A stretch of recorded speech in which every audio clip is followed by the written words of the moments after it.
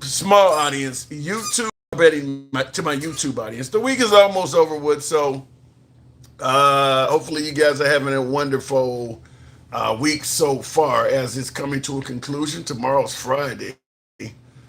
So time is flying. But anyway, I want to talk to you folks about several issues we got. Several. And of course, we'll be taking callers and all kinds of other shit will come up as well. But certainly going to talk about what is the name of this candidate in Michigan. I should have wrote his name down. I cannot believe I don't have. Let me El Said. What the fuck is his name? Because I think that these candidates, um, they're starting to frighten MAGA. And I want to ask you folks, Abdul is Said. Is that the? Am I pronouncing it right? Let me make sure I get it because this is going to come up a lot on this program. Abdul, we all know Abdul. That's been to some degree. My grandfather, may he rest in peace. Abdul used to be almost like a racial slur. Go down there and see if you can buy one from Abdul. That was just like what is the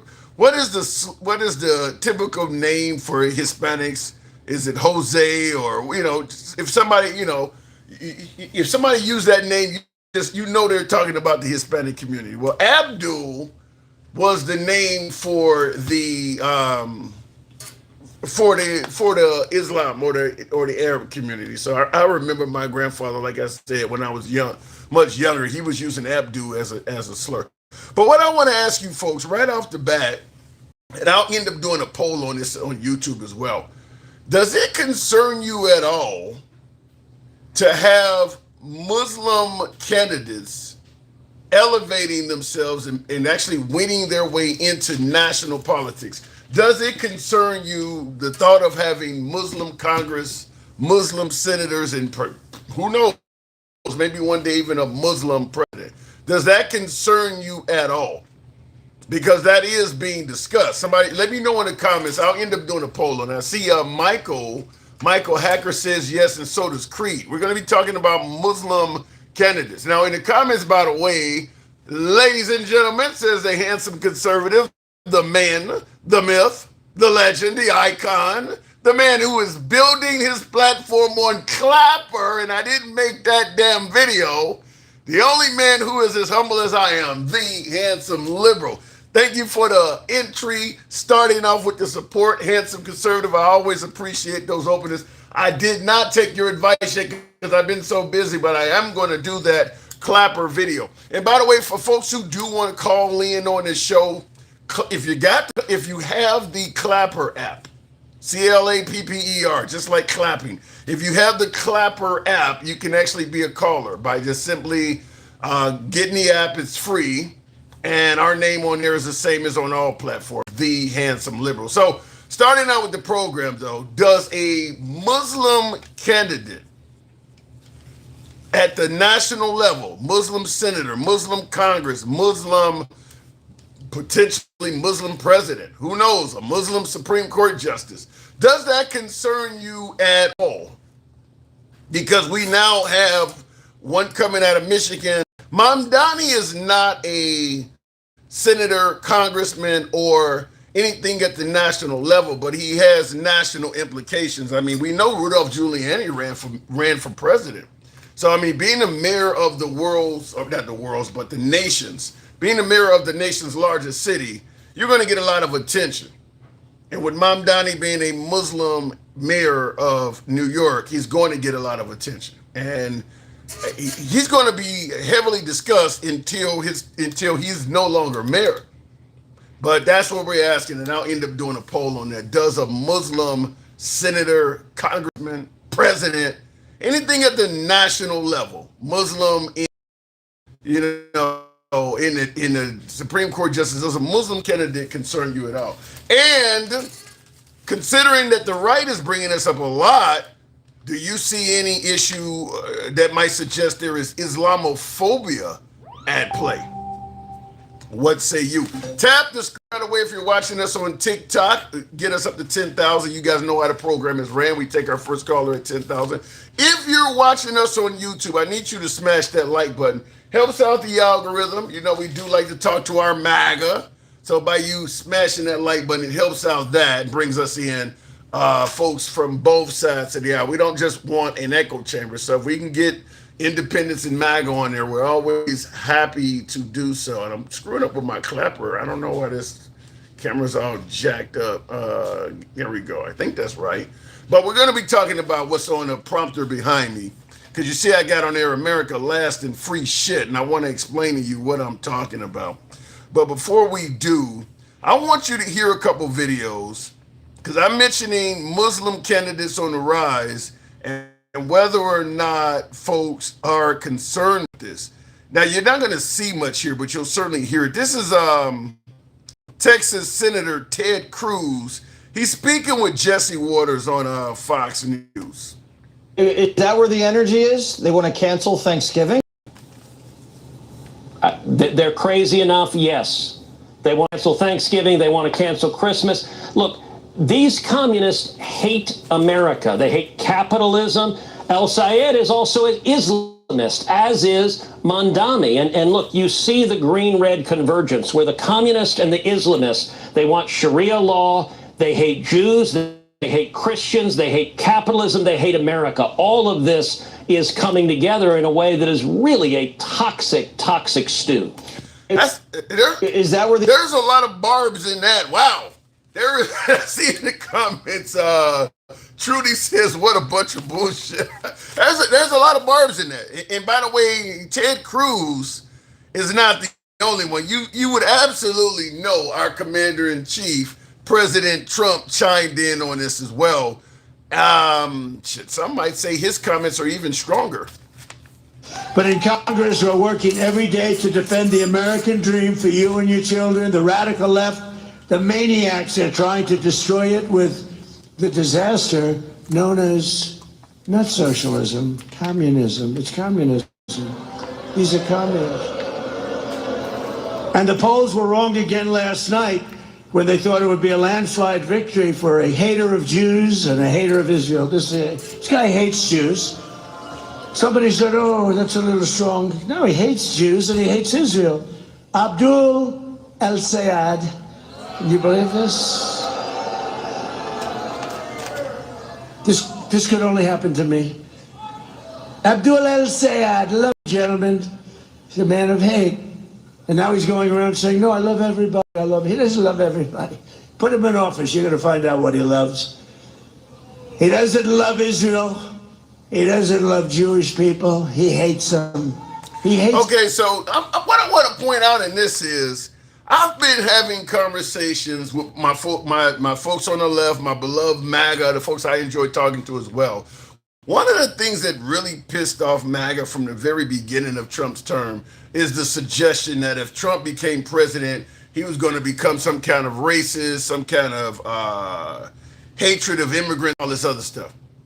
And, you often hear the retort from the right. Well, what has he ever said that's racist? I want to submit this to you. He is doing exactly to Abdul El-Sayed or whatever this guy's name is. He's doing the same thing to this guy that many on the right did not like being done to him. He is suggesting that if you put this guy in power, he's going to show hatred towards the Jewish community. Where is the evidence of this? What has he said that is so powerful that Trump and Ted Cruz, because Ted Cruz is saying the same thing, what has he said that gives Trump this belief? Now, hopefully I can get some math here and help clear that up, because that's a strong statement to suggest a U.S. senator, a U.S. Senate candidate, because he may or may not be victorious, but a U.S. candidate for Senate hates the Jewish people. What has this man said to get Trump to make that statement? Like I said, I would love to get some MAGA on here eventually so we can talk about that. But continuing on, now, in addition to asking, do you have any issue with Muslim candidates at the national level? We have a couple other topics, and I do want to, this one here I gotta ask, why does President Trump keep finding money? Now, you hear about these Muslim candidates, promoting socialism. We cannot afford socialism. It will destroy the country. We're too big of a nation. We can't afford it. Who's going to pay for it? Where the money's going to come from? You've heard all of these responses to anything from healthcare to daycare to tuition forgiveness, etc., etc. Who's going to pay for it? We as a nation cannot afford it. We're going broke. That's what you often hear. I'm going to submit to you the simple question. If we are going broke, if we cannot afford said entitlement and social programs, why does our commander-in-chief, President Trump, seem to keep finding money? I'm going to give you a list that I was able to compile predominantly off the dome. And I'm certain some of you folks, this will jar your memory. If you got others, add it in the comments. Before we do, Denkel says there was the same fear with a black man for Obama. Well, they were saying Obama was a Muslim too. Remember the John McCain town hall where the woman said she wasn't going to vote for Obama because he was a Muslim. So you're right about that, Denkel. But they were saying Obama was both, which is why Trump still said Hussein fairly prominent in any discussion of Obama. Barack Hussein Obama. You don't even hear Trump using his own middle name. You don't even hear the right using Trump's own middle name, but they keep using Obama. So they still are kind of trying to indicate, at least to some degree, that Obama has some Muslim in him as well. Tim, the Republicans have nothing else to run on, says Jermaine. We'll talk about it. So when I say President Trump keeps finding money, and I'm going to implore you folks on TikTok, tap the screen. We'll take the first call at 10,000. Help your boy out with the hat and mustache. TikTok cap goals, and feel free on all platforms to share the live. Why does Trump keep finding money? When I say finding money in a nation that we can't afford these social programs, entitlements, we're not socialists. He had a military parade on his birthday in 2025. This year it was a UFC fight. Now he suggests that the UFC fight was covered by private donors. Look, the construction of the ring, the construction of the facilities, was that 100% covered by private donors, or was us taxpayers paying the bill for some of that stuff? I'll leave it up to you, but the military parade was 100% on us. UFC fight, now he's talking about a tribunal arch costing millions. We've already wasted about $20 million on the reflective pool, and it's still at square one. Now there's apparently some kind of major race that's going to take place in DC, Formula One or something of that nature. They're going to drive at high speed through the city, and they are fixing the city up to make that happen as well in DC. We've talked many times about the hundreds of millions to refurbish the jet from Qatar. That is an expense that has not been complete yet. In addition to the jet from Qatar, the new Air Force One, he's working on a new Marine One. You see the one I'm holding up? This is the current version of Marine One. They're getting a new, bigger and better Marine One. So you're talking about something that's going to replace that multi-million-dollar helicopter from Sikorsky. And of course, they're going to need a bigger helipad to land on. So they're getting all of that as well. We can talk about the ballroom. That's another thing that's been in the news. President Trump actually had several statues in D.C. painted with gold-coated painting, cost millions of dollars. We can talk about the Kennedy Memorial and how much it cost to fight that back and forth through the courts. We can talk about huge photographs of President Trump all throughout D.C. Even the fighting against E. Jean Carroll to avoid paying her out was covered by us, the taxpayers, as Trump fought not to pay out her defamation suit. She's won the first one.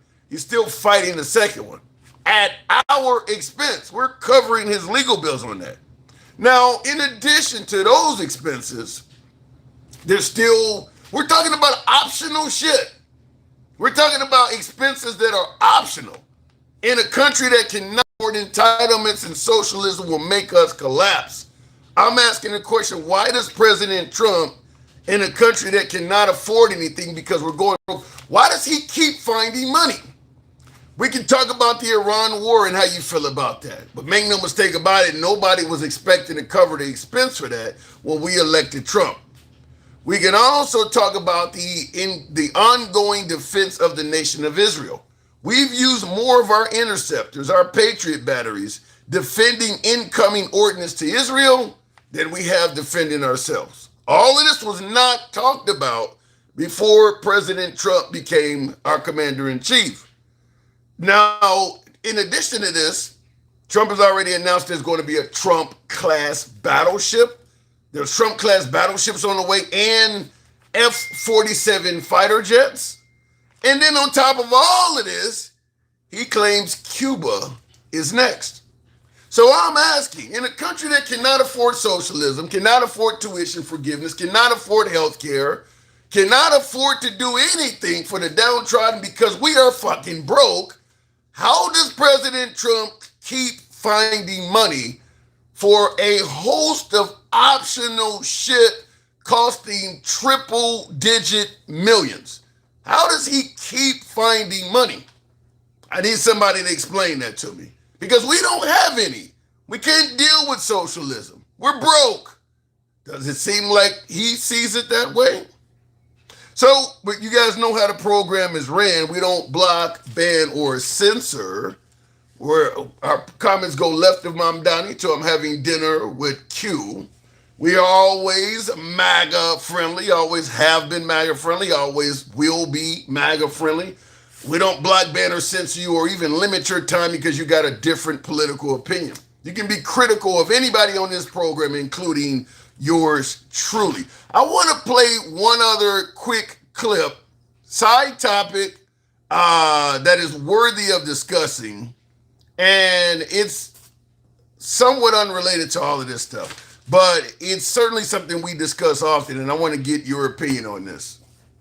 This was just a woman on one of the social media platforms making a statement, but I do want to play her statement. Talk about black on black crime. You've heard it. I've heard it a lot. So let's talk about it. We don't talk about black on black crime because we don't talk about white on white crime, Asian on Asian crime, brown on brown crime, because crime is overwhelmingly committed within communities. And something that surprises a lot of people is that America is super segregated by race. I know, you probably didn't know that. So why are you demanding that one race have its own label for this crime if it's true across other races? You don't start demanding that we talk about white on white crime, talk about problems within the white community. And that is fascinating because let me show you a completely random example. In 2025, 98% of people sentenced for federal CSAM cases were men. 73% of them were white men.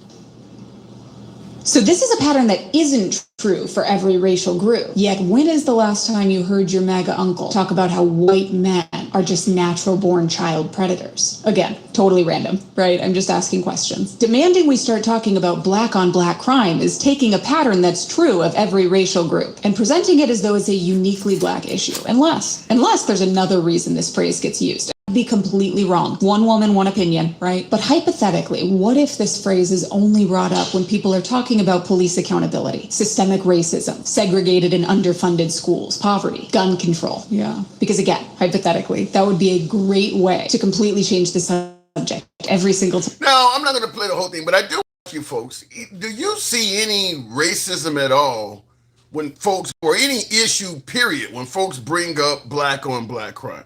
Because one thing she is correct about is that people commit crimes in close proximity. Most African-American victims of crime, the perpetrator was a black person as well. Well, most white, the perpetrator was a white person. Most Hispanic, you get what I'm saying. The crime usually comes from people that are around you. It's not like, a bunch of brothers are going to jump in the car and drive out to Montana and stick somebody up. It's going to happen in the hood somewhere. So we do want to point out, do you see any sort of intolerance, or do you see any, does she make any points at all in that? So I want to talk to you about that. But we're going to get into the nitty-gritty of this. And of course, the live stream is being referred to as "Does MAGA Support America Last?" You cared about Hunter Biden. But you don't join any Democrats in calling to look at how Trump's sons get billions of dollars in defense contracts in industries they don't know jack shit about.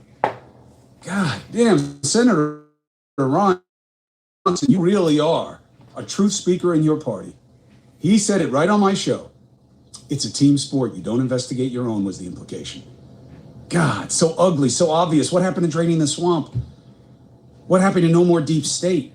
Have you no integrity of principle? Nothing but fealty to one man who's in your face, just being so corrupt about what you say you cared about. Man, you change a letter, everything looks better. That makes an interesting point. Hunter Biden was a major topic we covered here a lot. We covered Hunter Biden and his perception of corruption a lot. And obviously, Chris Cuomo was pointing out, these guys are making a killing. The Trump sons off of industries they don't have any prior knowledge of. How are they making a mint off of all of these industries they have no knowledge whatsoever on? And he rightfully points out MAGA ain't saying nothing about it. They seem to be okay with it. Looking in the comments before we go into Trump, and like I said, tap the screen. We'll take the first caller at 10,000. Fox News showed a Trump clip. Is President Trump out of tune with what's going on? At an all-time stock market high. Yep. 401ks are the highest they've ever been by double and triple. We have more people working in the United States today than ever in history. We're doing an unbelievable job. Costs are coming way down. I inherited, they talk about costs. I inherited very, very high costs. Food, groceries. Okay, we've done a great job. He said that yesterday. That's what he said yesterday. So I'll leave it up to you guys to let me know if your food and grocery costs and all. I mean, he said we're doing an unbelievable job. He just said this yesterday. So I'll leave that one up to you. So looking in the comments, gotta take the country back from these boomers, Sister Contrarian. Well, I mean, yeah, we probably do need to start propelling some younger individuals, some young blood up there. So I don't totally disagree with that. Tap the screen. Of course, he wants his family to be part of the elite. His family were born part of the elite. They're not, the Trump family are no longer part of the elite. They're now part of the 0.01%. I mean, they're way the fuck up there. I mean, all of his children individually have generational wealth. I mean, each one of his children has enough wealth for multiple generations from them. Even Barron, who's like 20 years old or something like that. I mean, all of them have, and some of them just acquired it within the last, since Trump became a politician. You mean like when they talk about white privilege, when she just said white on white crime, no racism? I don't quite get what you're saying there, handsome conservative. Clear that one up. And you can give gifts on Clapper and become a subscriber on Clapper. Yes, if you become a subscriber on Clapper, we'll certainly bring you up. You can set the audience and the host right as usual. That man just lies or he's living on another planet, says Arnita. Well, look, Trump may be actually accurate when he says the stock market. I don't know about 401ks. It depends on what you got your investments allotted to. But, I mean, look, I do believe the upper class and the further up you go, the more beneficial the Trump presidency is to you. He is doing very well for the folks who are the haves. It's the have-nots, which is why I'm asking, why does President Trump seem to keep finding money in a socialist country where we cannot afford shit? How is he continuing to find money? I'll bring on Dencal on Instagram. Good evening, Dencal. Welcome to the program. Can you hear me? Yes. Okay. Why does he keep finding money? Or how does he keep finding money? I don't know. I don't know. Did you see the post that he made? It was probably at the beginning of his second term when they asked him about finding the money. He said, I don't know. I always find the money. Like, he just literally moves money around. That's why they called that $1.778 billion thing a slush fund, because that's what he does. That's what business people do. Yeah, but why is okay? Then if you're capable of finding money, that's awesome. That sounds like maybe the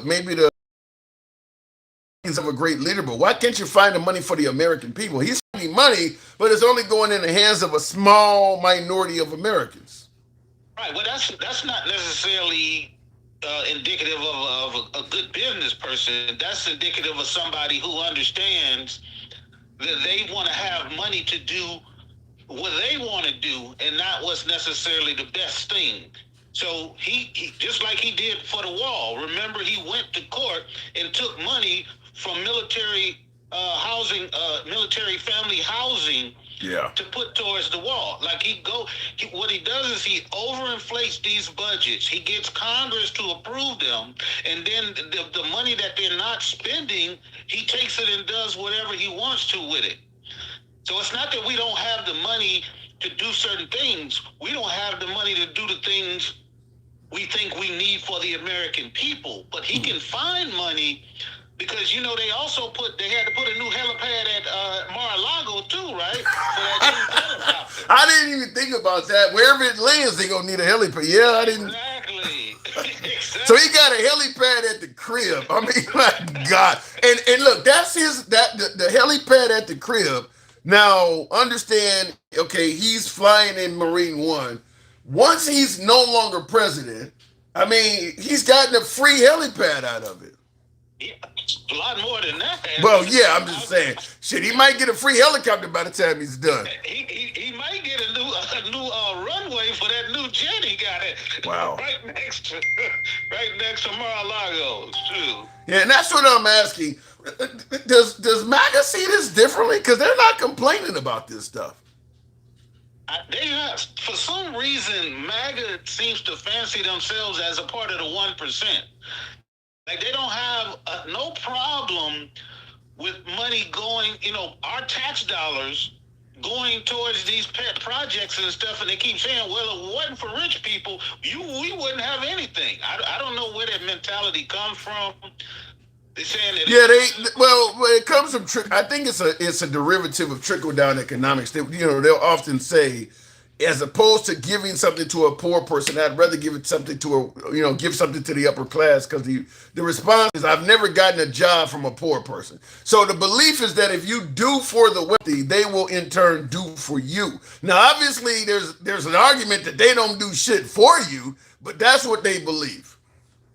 Right, which is the craziest belief, because anybody that understands anything about a capitalist society is, if you remove any of those rich people, there will be people who will step in and fill that void. That's how capitalism works. So them saying that if it wasn't for the rich people, everybody would be poor is stupid, because that means that they're saying that the regular citizens of this country don't have no aspiration to get wealthy themselves. So it's always going to be somebody to replace. If you took Walmart or Amazon out the picture right now, there would be 1,000 people online trying to create another Amazon. Well, first of all of the businesses that Walmart and Amazon closed up, there's a whole, people boast about how many jobs Walmart or Amazon are creating. Like, how many small businesses went belly up because of them, and they paid less than those former businesses. But in the comments, Gen X is pushing back on our conversation. He says, just go get jobs and earn your keep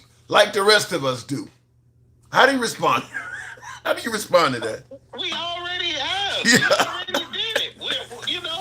You're doing it right now. I have before. I would be on all day if I didn't have a job. During the day, anytime you see me in my car doing stuff, I'm working. My shorts that I create, because I'm fucking working during the day. I don't understand how every time we have a comment or something that we see bad happening in the country, they assume it's happening to us, and saying that we shouldn't have a right to even speak about it.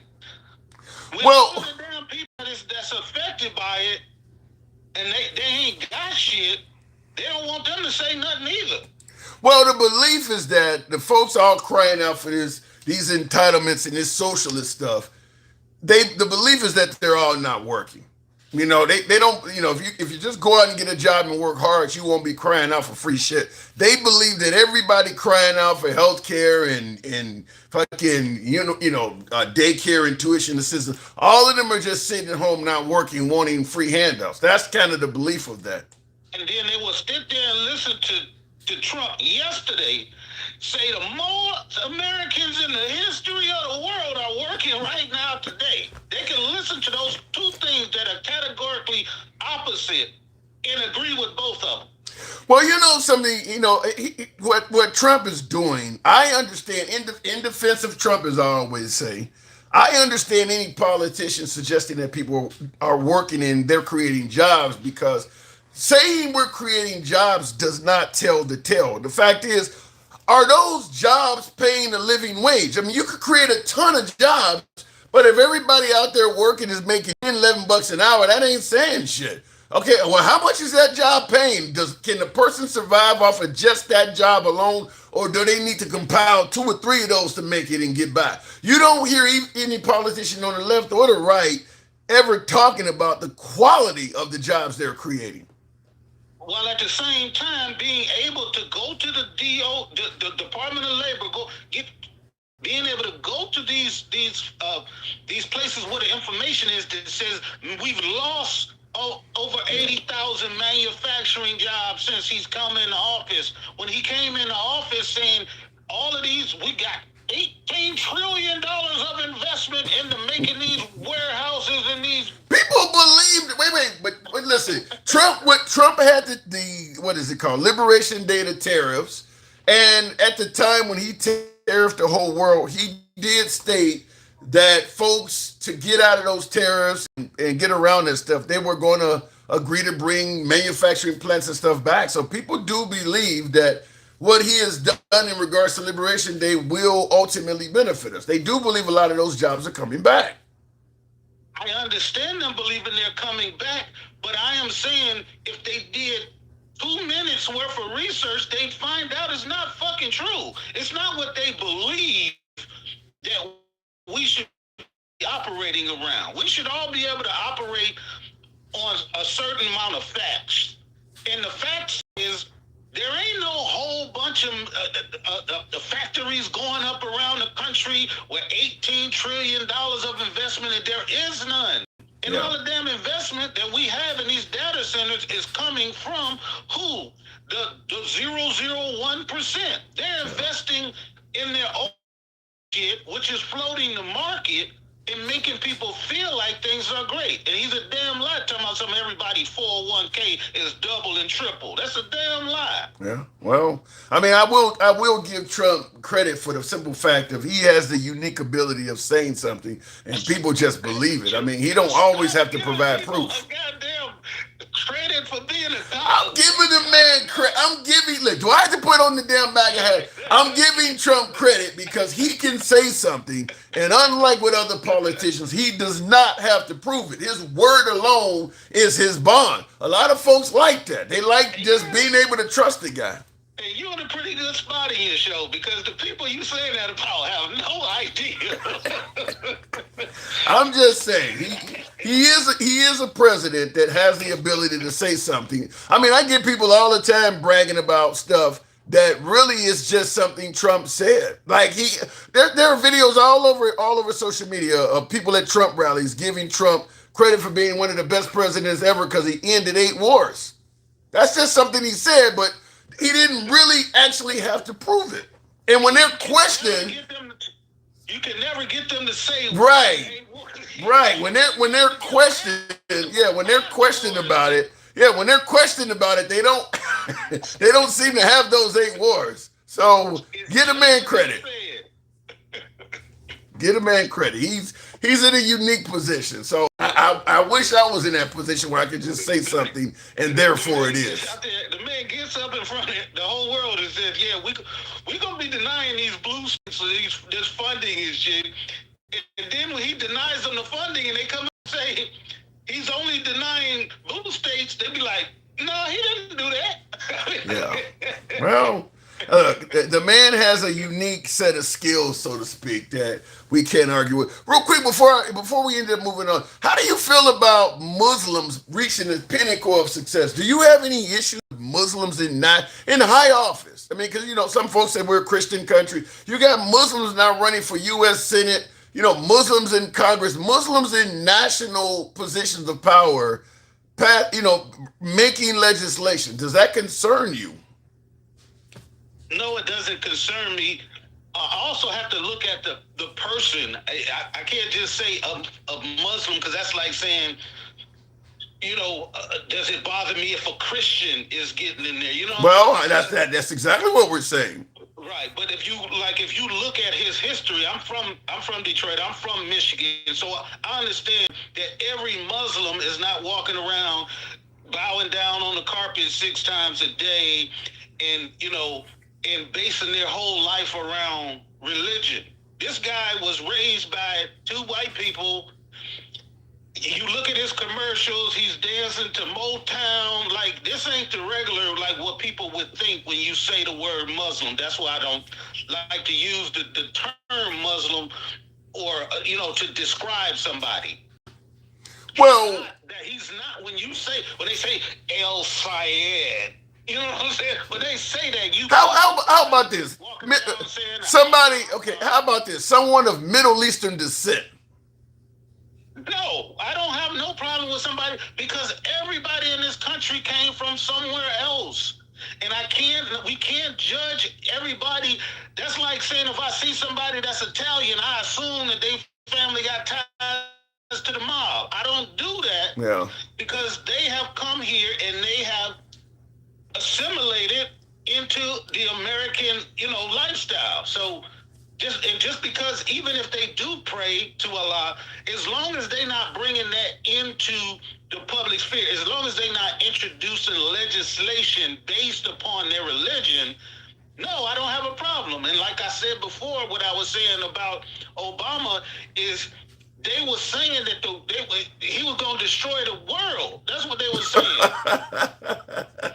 Yeah. That was like, if we let him get in, because at first they didn't believe that a black man had the capacity to be that competent. And when he showed them he was, they voted for him a second time. And that's how you break glass ceilings. By just saying, should we vote for him because he's a Muslim or not, it's missing the whole point of America. Yeah, well, I mean, we do have 2 that's gotten through now. Well, Mamdani's not. Well, I won't say Mamdani is officially at the national level because he's the mayor, but he is the mayor of America's largest city. That's as national level you can get without actually being in the fit. Like, he's that's the most important state in this country. That's the financial capital of the world. So yeah, he is. Yeah, that's about as national as you can get. People seem to now forget that Europe, England, they had a Muslim in charge for years. I'm assuming that in the UK they probably had a lot of concern with it as well, because they kind of mirrored them. I mean, some of the same anti-immigrant shit is happening in the UK now as well. Right, but whatever he did, he didn't destroy the country. They moved on from him. They say the same thing about women, but you see women all over the place getting elected now. Women getting elected is nothing anymore, which it used to be. They saying that a woman shouldn't be the president because she has access to the to the bomb, and that she's too emotional. We got women every goddamn where now. Well, but I'm telling you though, I see a lot of shit on social media that suggests that that's been the downfall of this country, is letting women run. I mean, some folks even suggest they shouldn't be voting, but certainly letting them run positions of political power. I get a lot of folks on the right that vehemently disagree with that. But I got to move it on then, Cal. But I agree with you. It is a good thing to open up the glass ceiling so we can see if those stereotypes, if they're true or not. Because now, saying that socialism won't work, socialist candidates will destroy the country, That's been very effective by the right in preventing socialist candidates from winning any election. But now that at least one in Mamdani has gotten through, now we actually have a litmus test to see if what the right is saying is actually accurate or was it just fear mongering. So right, and they don't know that El Fayed has been in politics, in Michigan politics, for years. And he has nothing to say that he's going to go vote for Sharia law or none of that stuff that they scared of. But the last thing I want to say real quick is it was about the other day when you guys were talking about us assisting Venezuela. And they were saying what they said, we gave them $600 million or something. I already know that ain't true, but what do you got? We gave them $350 million of assistance. So about half of what they said. But they said the total cost of the rebuild is going to take about $50 billion. Whoa. So giving $350 million is not even. That's not even. That's less. What is it? Less than 1%. It sounds like a lot of money when you say it at first, but when you're talking about a whole country and how many, thousands of people died and all the destruction, saying that we gave them $350 million when we literally taking billions of dollars worth of oil from them. Yeah. I mean, actually, all of this stuff that I just named that Trump is getting for himself in D.C. is worth more than $350 million. So exactly. he spent more on that than that on himself. Then Cal, thank you for coming through. Appreciate it. Thank you. All right, going to TikTok. Tap the screen, get the likes on up. Who cares? People are concerned about general well-being. Well, KFC and the watermelon seed. That's a hell of a name. I don't even know where you're trying to go with that, but. When you say who cares, people are concerned about general well-being. Everyone has a difference of opinion of what that involves. Losing your gun rights may be your concern of general well-being. The saving the lives of, protecting the sanctity of the unborn maybe. I mean, it depends on what your personal issue is. Tuition forgiveness is somebody's general well-being financially. Everybody has a difference of opinion. So you can't say who cares. Because everybody doesn't care about the same shit you do. Tap the screen, get the likes on up. We'll go back to the box. Read in the comments and help your boy with the hat and mustache TikTok cap goes. At what age does the educational system introduce the pledge? You mean the Pledge of Allegiance? I remember personally doing it in kindergarten. I remember in my country, we would do the Pledge of Allegiance and then we would sing My Country. We did it in kindergarten.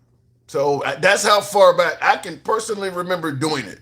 And to me, and I don't have a problem saying the pledge, or I don't have a problem with it, but it is indoctrination. It is absolutely, for folks who say I don't want shit shoved down my kid's throat, I don't want propaganda and indoctrination put on children, whether we're talking about CRT or the transgender stuff, I don't want my kid indoctrinated. When you have a child put their hand on their heart and say, I pledge allegiance to the flag of what the fuck does a child know about pledging allegiance to a nation?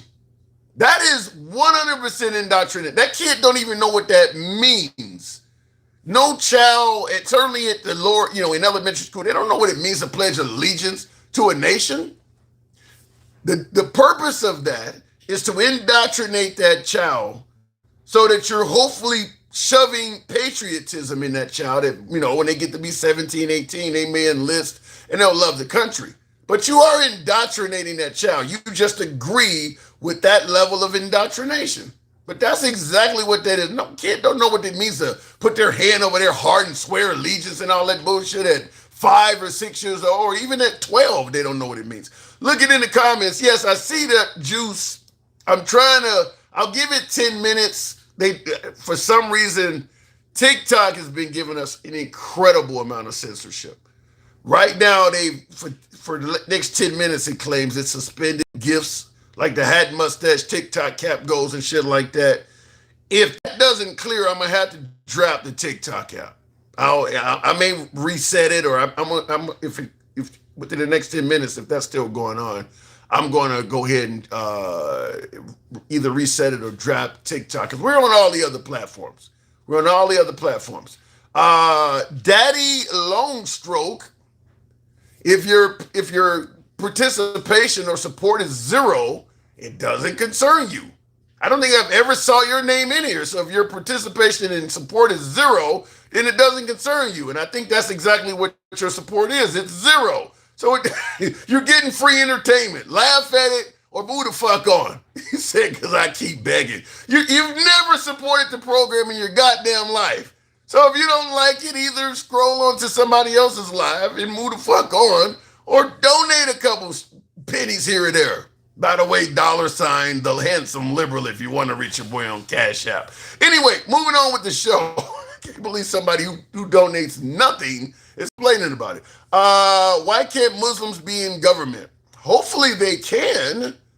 Ilhan Omar is another one that's in government. Going back to the box, we'll go to the one and only MAGA Reacts. Good evening, MAGA. Welcome to the program. I get it. We have a complicated history, truly believe to happen next is the consequence of U.S. history, says the bison. MAGA, good evening. Tim, again, Denkel, full of shit. They have this whole article about all the aid we're giving Venezuela. Amazon is just shipping a bunch of shit. Like, the 386 is just money we're giving them to spend.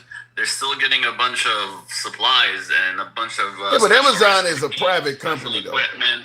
That's a private company. Yeah, but Amazon is a private company. We're talking about how much is the American government giving them. No, the government is using them to deliver the aid because they have the logistics to it. And we have the USS Fort Lauderdale, which I didn't know, a ship called the USS Fort Lauderdale, with a bunch of sailors also delivering aid. I mean, there's a whole article you could read about all the shit where... How much aid did you read they need? Based on your reading, because Dencal gave a number. How much aid did you read that they actually need versus how much are we giving? I don't know how much they need, but they got 386 million so far. That's like up until the last time they reported that's it. That's the number he gave. More money, we'll give them more money. There's no... It didn't say there's a limit. I really doubt there's a limit. You gave the same number he gave, 300 and some million. That's what he gave. Yeah, but it's how you phrase it. You made it sound like that's all we're giving them. It's not all we're giving them. We're giving them so much help that's not all money.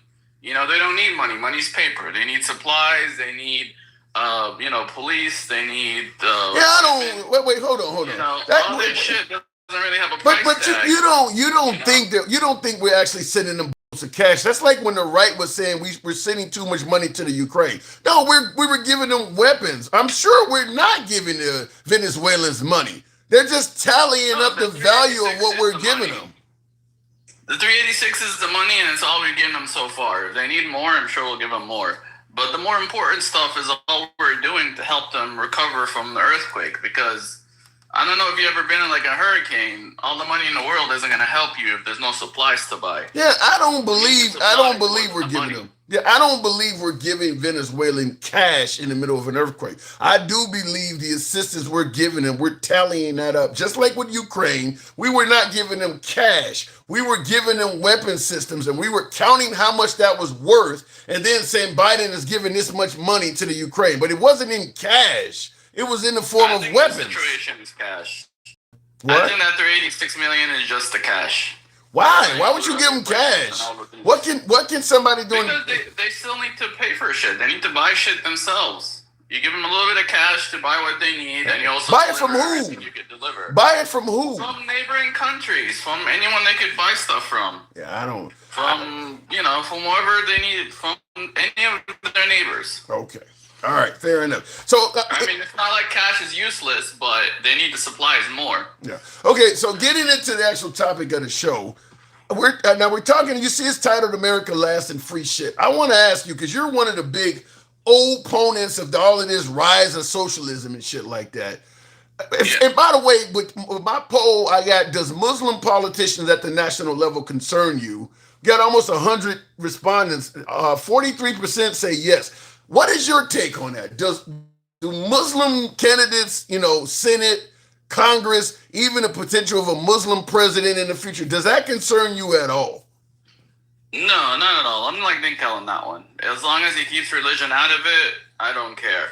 Just like Obama, him being black didn't really affect his presidency. It was his socialism that fucked everything up. And same with this guy.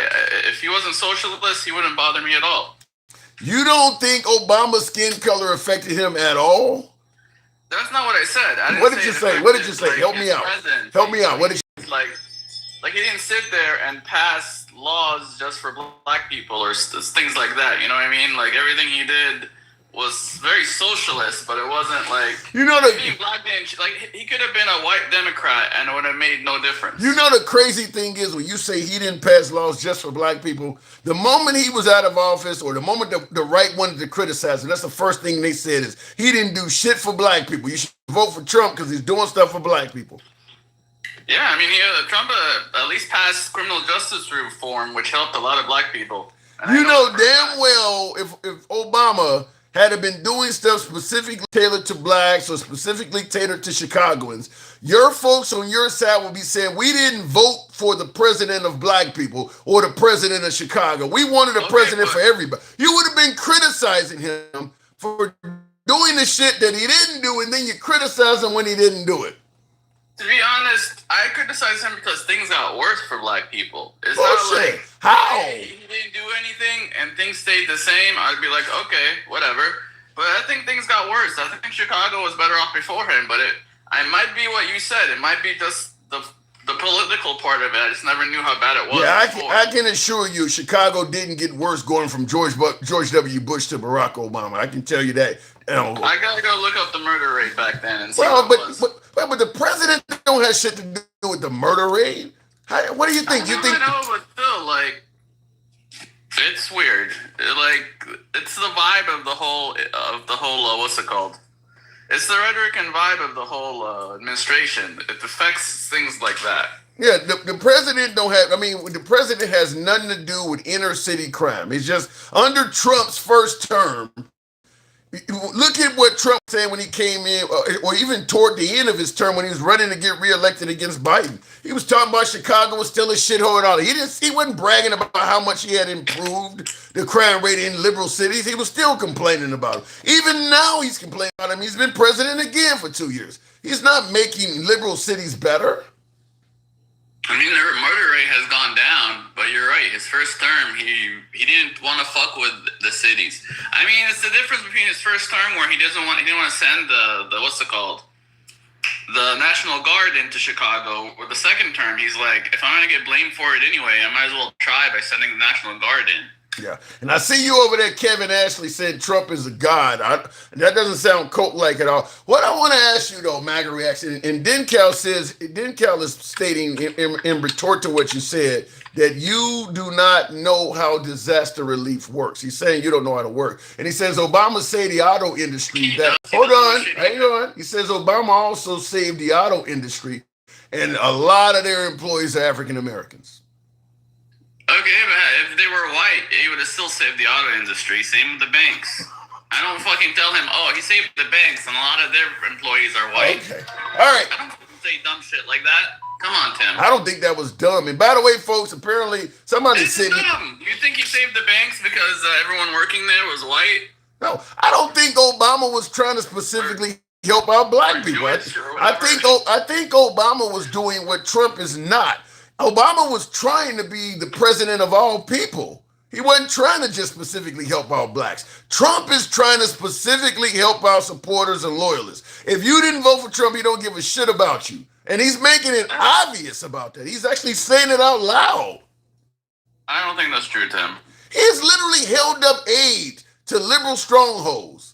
I mean, he's made it clear. About corruption. All the aid you guys get. I mean, look how much corruption he caught just the That's other how day. but MAGA, that's how you do it. Every day they're catching more and more corruption.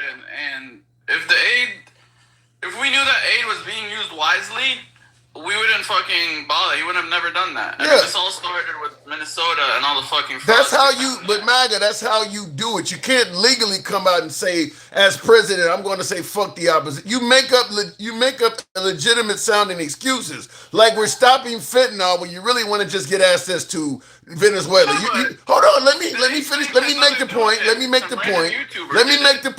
The point is, you can find fraud in all 50 states. People are cheating systems and all. You think there's no welfare fraud or anything in Texas? You think there were no PPP loan fraud in Texas? You're coming up with excuses so that when you don't help liberal cities, you make it sound like it's something legitimate. But you only see No, all of the fraud. It's not that there's none in Texas.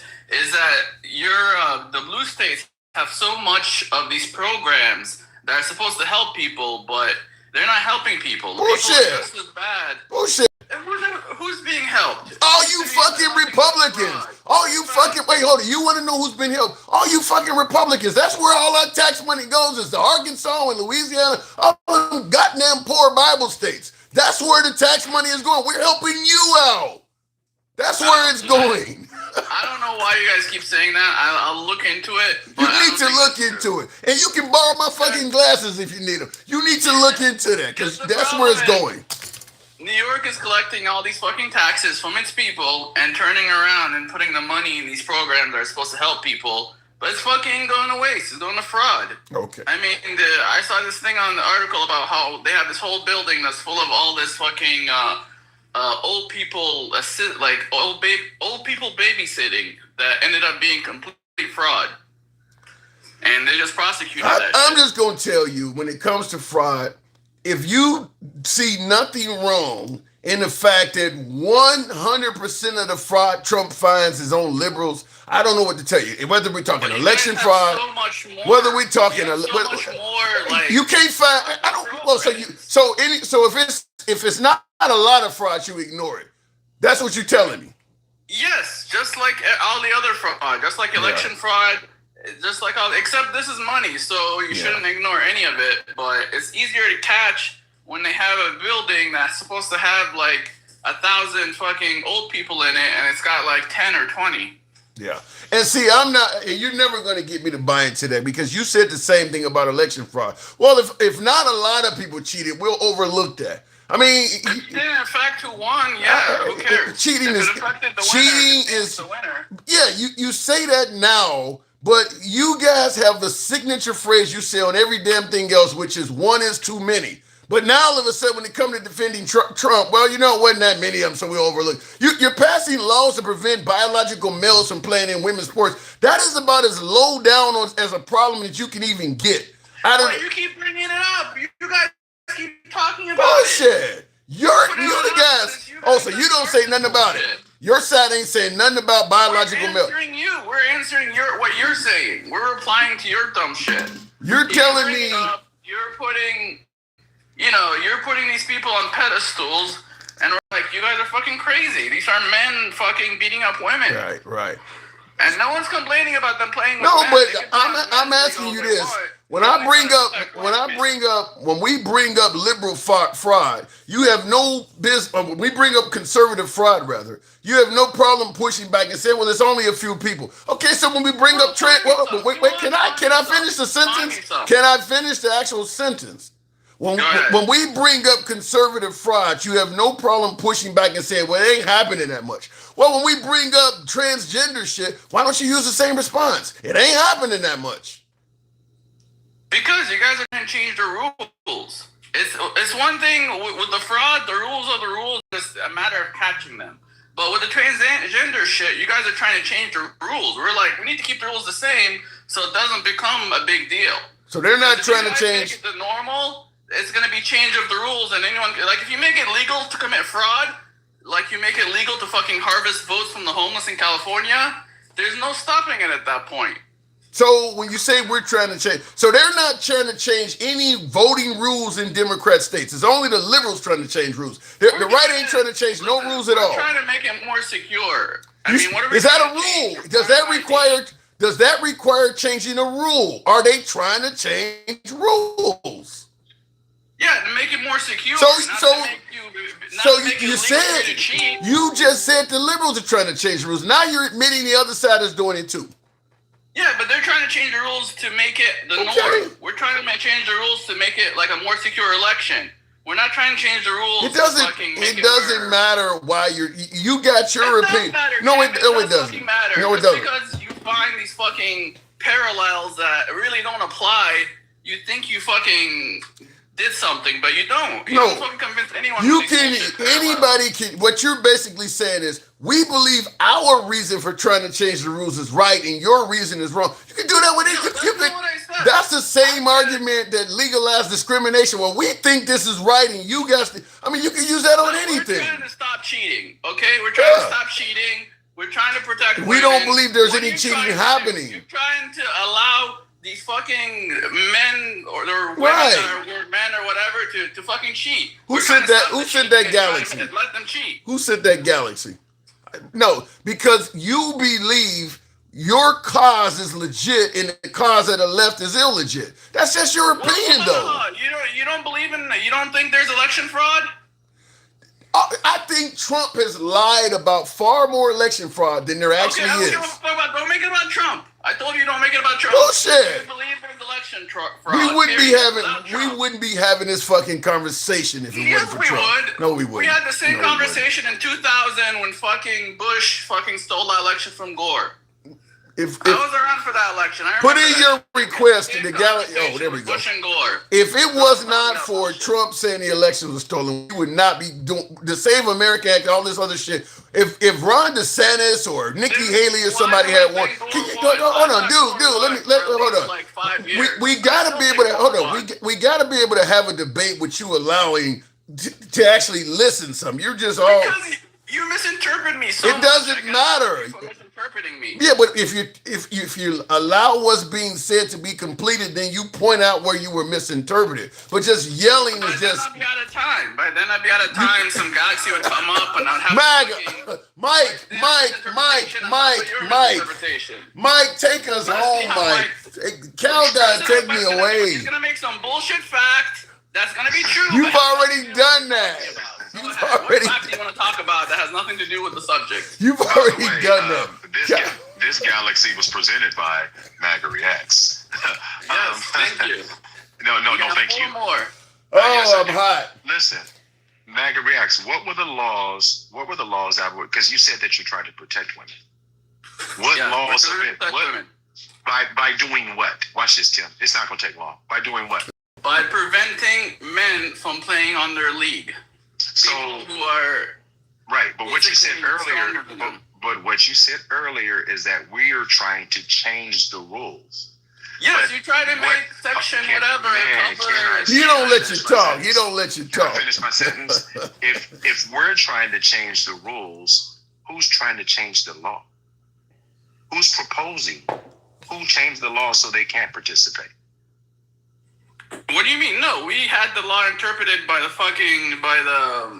Supreme Court, and they chose to interpret it the right way by not allowing these men / women to interpret it from what? What do you mean from what? From what?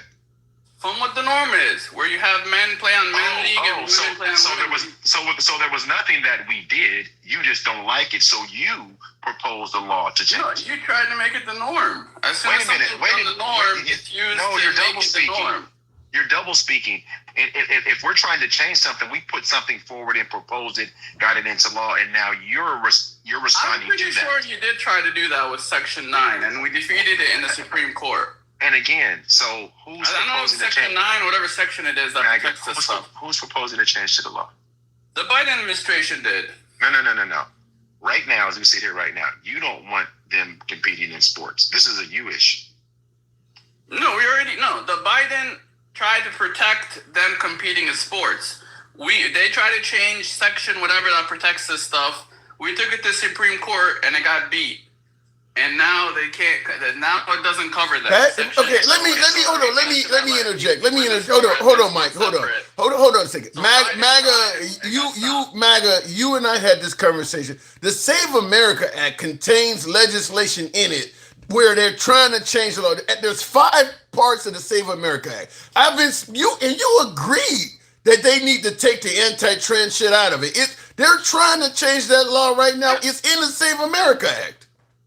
Just because I agree it shouldn't be in the Save America Act, it doesn't mean I don't agree it should be law. I get it, but separate thing. That's fine. But the question he's asking you is who is trying to change the law right now? They are. It was Biden. I mean, no. Biden is gone. We're trying to. And you guys talk about derangement syndrome. Why is Biden's name coming up?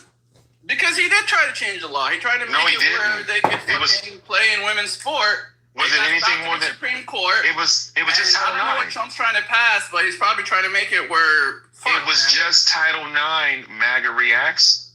okay. He But tried to Title change IX. Well, wait a minute. IX, and we stopped him. No, they didn't try to change Title IX. It was already in place. They were using. You're the one. You're cutting off. Is he cutting off for you guys too? You breaking up, Mike. Okay, he must have got a call or something. We'll move it on. I want to ask you something too, MAGA Rex, in addition to this. By the way, the name is Abdul Saeed. Okay, Abdul Saeed. All right. The question I want to ask you is, when we talk about socialism and entitlements and the country can't, what the fuck? They don't took down the guest. I think I'm going to just drop, they took down the guest, Mike. I see you in the comments saying, don't my galaxy. They actually took down the guest. I'm going to tell you something. The only way this can possibly be happening is, it would have to be MAGA. I know ain't no liberals reporting this shit. It would have to, because I don't know why all of us, no, they kicked Mike. Okay, so we still good, but they kicked Mike. So, and MAGA, both of them. But we go to Rainey. I can't bring up other guests. I don't know why the censorship on TikTok is so fucking crazy. I wanted to ask MAGA some questions, but the app took him out. I'm a little pissed about that. It's his Obama phone, says Chin X. Zoom, Tim. Yeah, you're right, MAGA. That's what's going to have to end up happening. But it's got to be via support. I'll move the platform to Zoom, but like I said, I don't want to destroy the few supporters I have. In the comments, I'm watching Oregon Athletic meeting now. I'm not seeing any men jumping with women, and I didn't see it Commonwealth game. Well, what MAGA Reacts was trying to avoid admitting is that when Mike asked him who's changing the laws, it's the Democrats are not in power right now, which is why he reverted back to Biden and did not want to talk about the fact that they are currently trying to change Now, he's saying, well, you guys are trying to change what was normal. That's kind of what happens in evolution. It ain't like the Democrats are trying to pass a law that allow biological males to play in women's sports. They were just doing it. And the right is trying to say, no, we want to pass a law to prevent it. Now, personally, I am against biological males playing in women's sports. I don't believe it should happen. Just like I don't believe in all of the gender assigning surgery for minors and shit. I'm against it. My only thing is I don't believe it's anywhere near the mountain that the right is making it. I believe the right is making it that way out of hatred towards that community. And when I say hatred towards the transgender community, I'm saying it because anywhere the transgender community shows up, they don't like it. Whether we're talking about books in schools, they don't want it around kids, or even endorsing an adult beverage. There's no children drinkers of beer, and they had just as much of a problem with Dylan Mulvaney or whatever on Bud Light. Anywhere the transgender community shows up, they're going to have a problem. So to me, I can't see that as anything else other than hatred. So I'll leave it at that. Looking in the comments, so can I give you a case of? Can Terry Hunter, or Teal Hunter? He says, I give me a case of men playing in women's sports? If so, it's going to be real obsolete. I don't think it's zero, but it's pretty fucking close. Out of a country of 300, 400 million people, I don't think zero transgender men have tried to play in women's sports. It has happened, but it is really, really close to zero. It's only a handful of cases, to the point where the only answer is, well, one is too many. It's one of those deals, which is why when I started telling him about Trump not finding fraud from Republicans, suddenly, well, it has to be enough of it for us to pay attention to it. The whole one is too many argument just disappeared. Anyway, tap the screen, get the lights on up to 40,000. We'll see if we can take another caller. Don't know why this thing is doing this. Does that say golden shower? Really? We'll try and see if is it letting me bring them up? Is that thing that says, is that golden shower? No, man, it's golden share. Oh, golden share.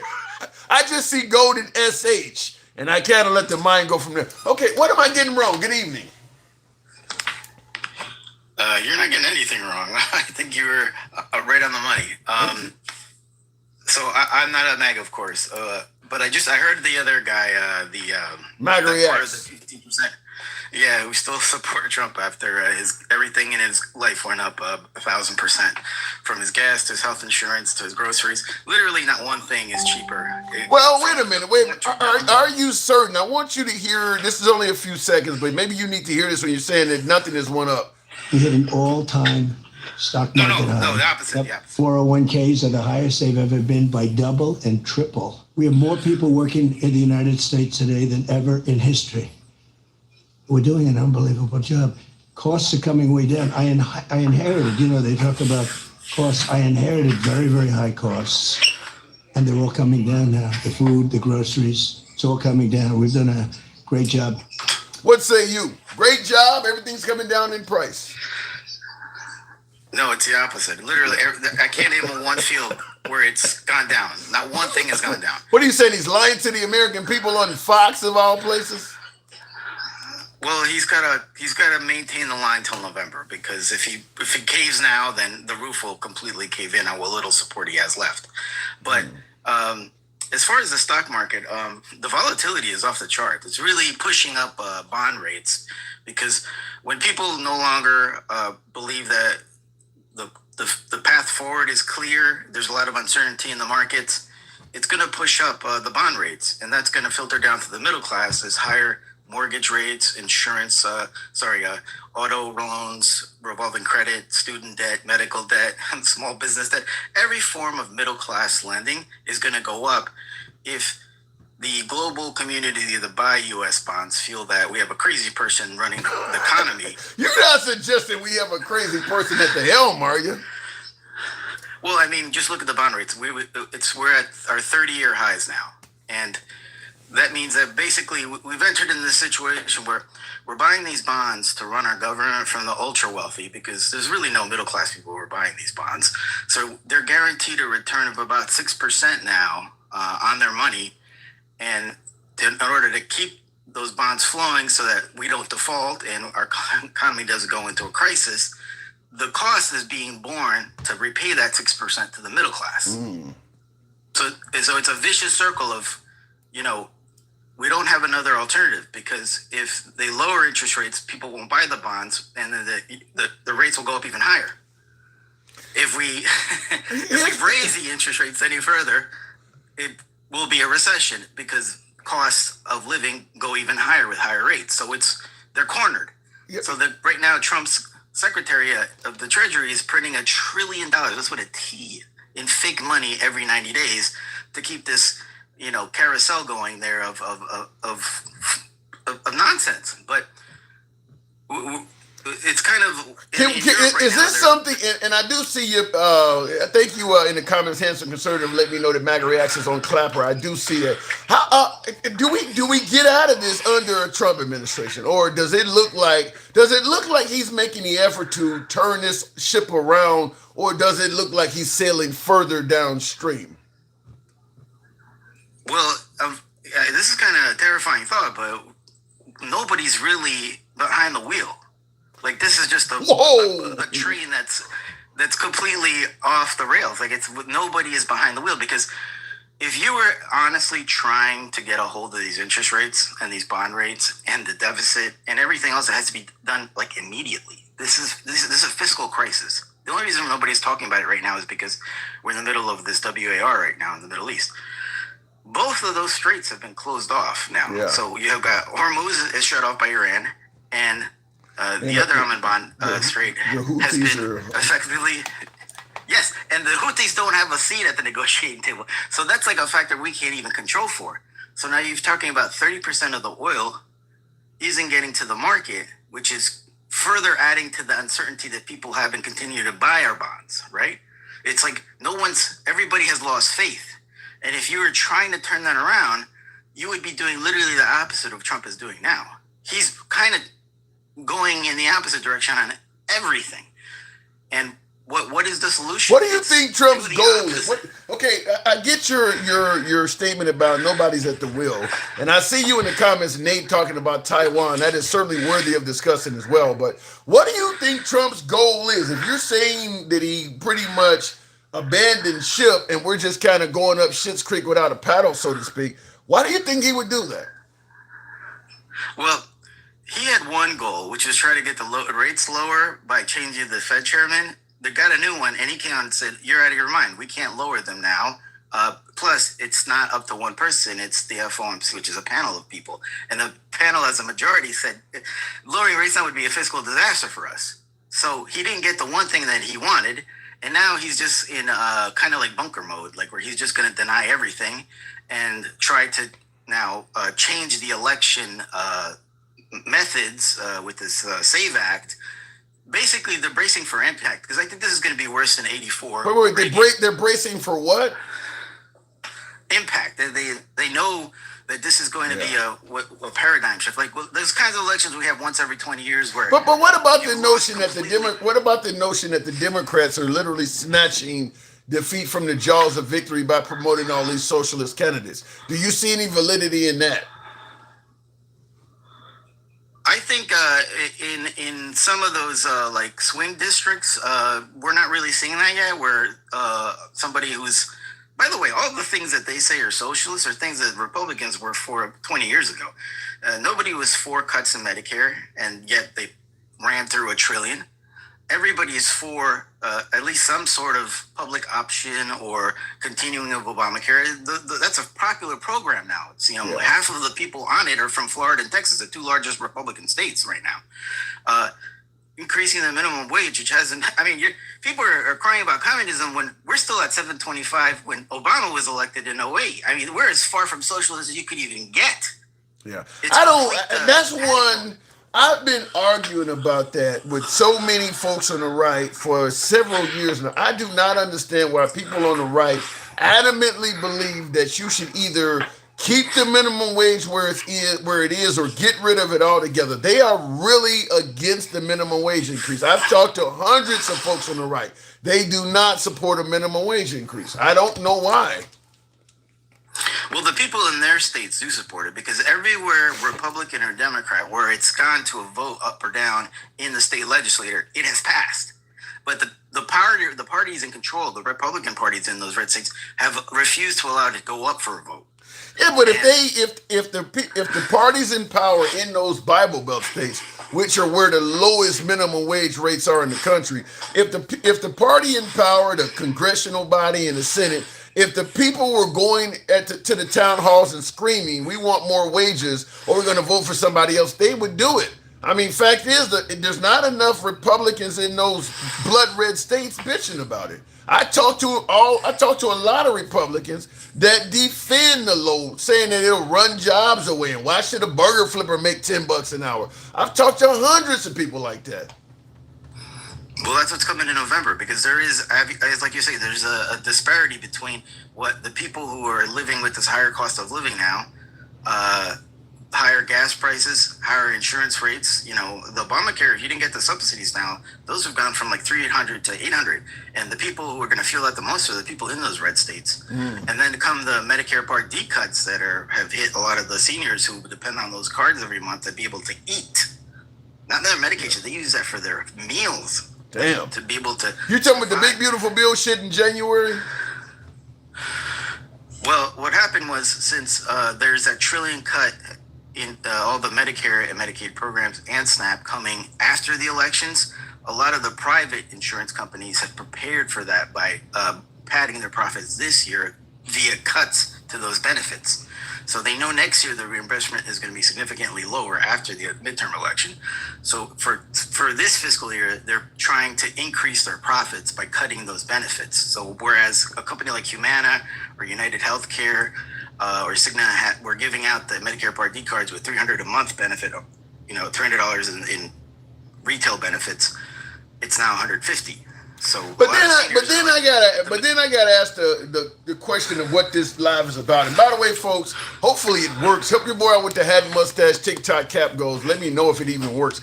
I have to bring this up because we're talking about all of the shit we cannot do for the American people. And this is also what I was going to ask MAGA. We can't deal with socialism. We can't give folks health care. We can't pay tuition forgiveness. We can't give them daycare. And what I asked at the beginning of the live is, how does Trump keep finding money when we can't do entitlements? What I mean is, military parade on his birthday last year, UFC fight on his birthday this year. Now he's talking about a tribunal arch. 20 million to a reflective pool that all seems to be 100% wasted so far, because the pool is actually at square zero. It was in better shape before he hired the people and paid them 20 million. We can talk about there's allegedly some kind of Formula One race or something they're going to have in through the streets of DC. So they're setting up the town for some kind of race throughout the town. Hundreds of millions of dollars on a Qatar jet. They're getting a new Marine One helicopter. He's getting helipads to land on. Ballroom, we know how much the ballroom is being built. He's painted statues gold throughout DC. His name on the Kennedy Memorial, big portraits of himself. He's used our tax money to continue fighting against E. Jean Carroll. And this is before the Iran war, defending Israel, saying that Cuba's in it. Why does he keep finding money in a country that's allegedly broke? Well, he's diverting the funds that have already been appropriated. Like you pointed out with the parade, he took money away that was for active duty people for their housing benefits and so forth, and he's moving it to show how tanks had been becoming rusty. And so you're gonna take money that's allocated to military housing for a one-day event. Oh yeah, and other benefits too, like the running of all those programs that a lot of the veterans depend on afterwards. They have ways of tinkering with what's already been appropriated without having. But you can't for new appropriation. But you can't do some tinkering to give people health care or daycare assistance or free lunch. You can't tinker to help the people out, but you can tinker for all of these optional programs that really amount to something that's just pleasing one man. Well, you sound like a communist again, so I don't know. I can't help you. The crazy thing is, how can one man take all of our money and do all this shit for himself, but say the other side are communists? This shit looks straight out of Stalin or Third Reich. This is what those kind of countries do.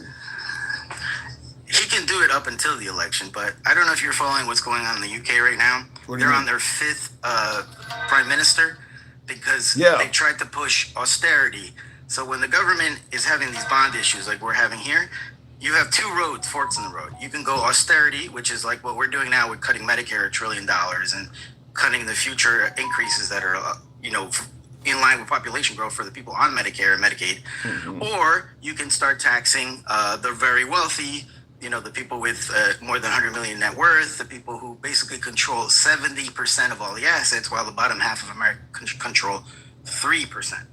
Yeah. So, just looking at that math of, there's a guy on YouTube, his name is Gary's Economics. He said, whatever party, whether it's the left party or the right party, that doesn't acknowledge the cost of living issue, they're going to lose on their fifth prime minister because he tried to ram the cuts through cuts in, nutrition programs, the healthcare spending, and the public said no. Get the rich on it. They've done fabulously well in the last 4 or 5 years, where the number of billionaires. Something. It's interesting. I got to move it on shortly, but it's interesting you brought up how the UK does things, because I'm wondering if that may be, because I've said after Trump's out of office, we may pass a lot of laws to do things to prohibit another Trump-type candidate from coming up.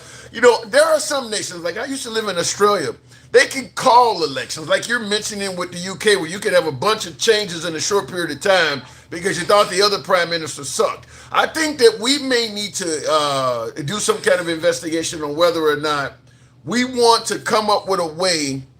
Like if Joe Biden is in office and he's falling asleep all the time, do you give that guy another? Mitch McConnell's another guy. Do you give that guy another year and a half when you can see he's not? You need to find a way to have an election sooner than what the traditional time is if somebody is clearly failing the country, like with President Trump. If my guess is, if we were in a position where you could call elections, they would have called one by now. I think you're right about that, but I think there's a more effective route. Rather than changing the politicians, we simply trigger a system where if people's cost of living is going higher than what their wage increases are coming in at, so meaning they're not getting the raises and they're not getting the assistance from their employers who are doing well, then they would trigger automatic taxes on the people who are doing well. And the majority of the people would go for that. Not on the right. Not on the right, you would. I mean, you got motherfuckers on the right saying you shouldn't even interfere with Elon becoming a trillionaire. They're not going to say anything on the right. Yeah, not on the right. He outright buys the government, right? Yeah. Well, I think if you look at the right, they're no longer really in a position to like be a majority. We looked at all of our previous elections. Any election where we've had high turnout has gone to centrists or Democrats. You know, it just. They're no longer. They're holding. It's like the last vestiges of power that they have left in trying to gerrymander all these districts, trying to pass. How big you think that? I interrupted you earlier. You were talking about an election like one you don't normally see. How? I'm assuming you expect a blue wave. To what magnitude are you talking? Well, I think basically the red states will obviously stay red, and the red districts will stay red. But if you look at all of the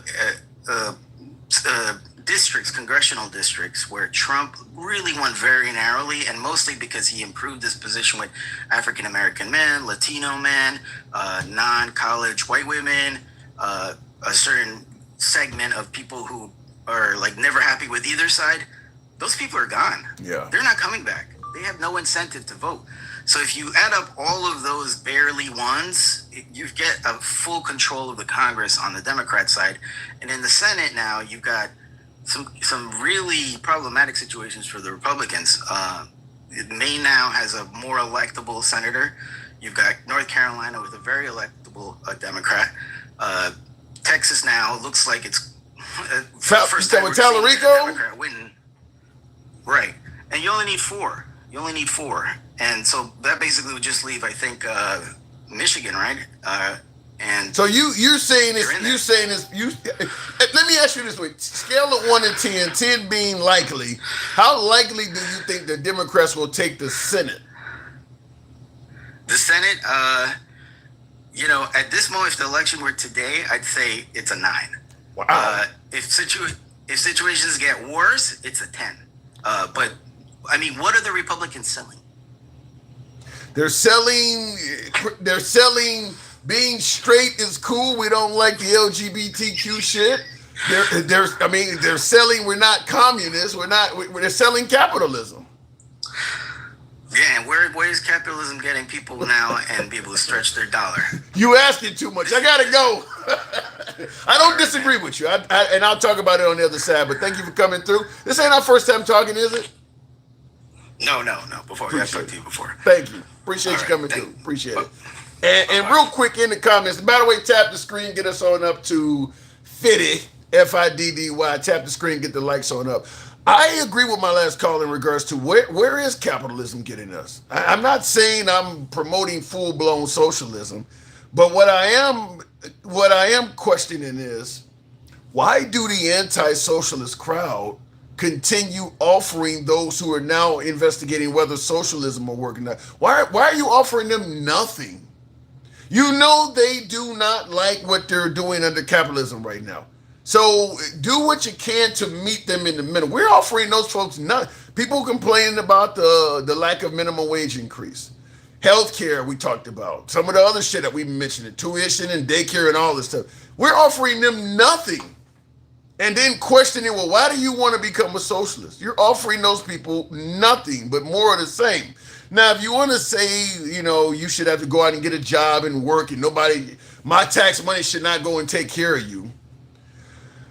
Well, I got two issues with that. First of all, if you're going to say your tax money should not go and take care of somebody and they should go get a job just like you, then you got to answer why I'm pointing out all the free shit that Trump is getting with your tax money.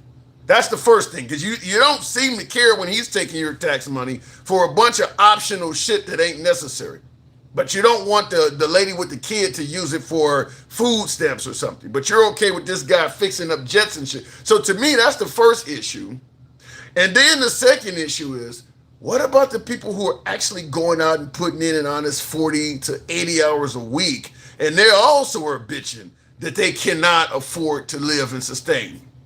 You can't tell them to go out and get a job. They got 2 of them already, and they're telling you they don't have enough to pay for health care and shit. And you won't even give them a minimum wage increase. You won't even give them some sort of health care help or some sort of daycare help or even fighting for their ability to unionize.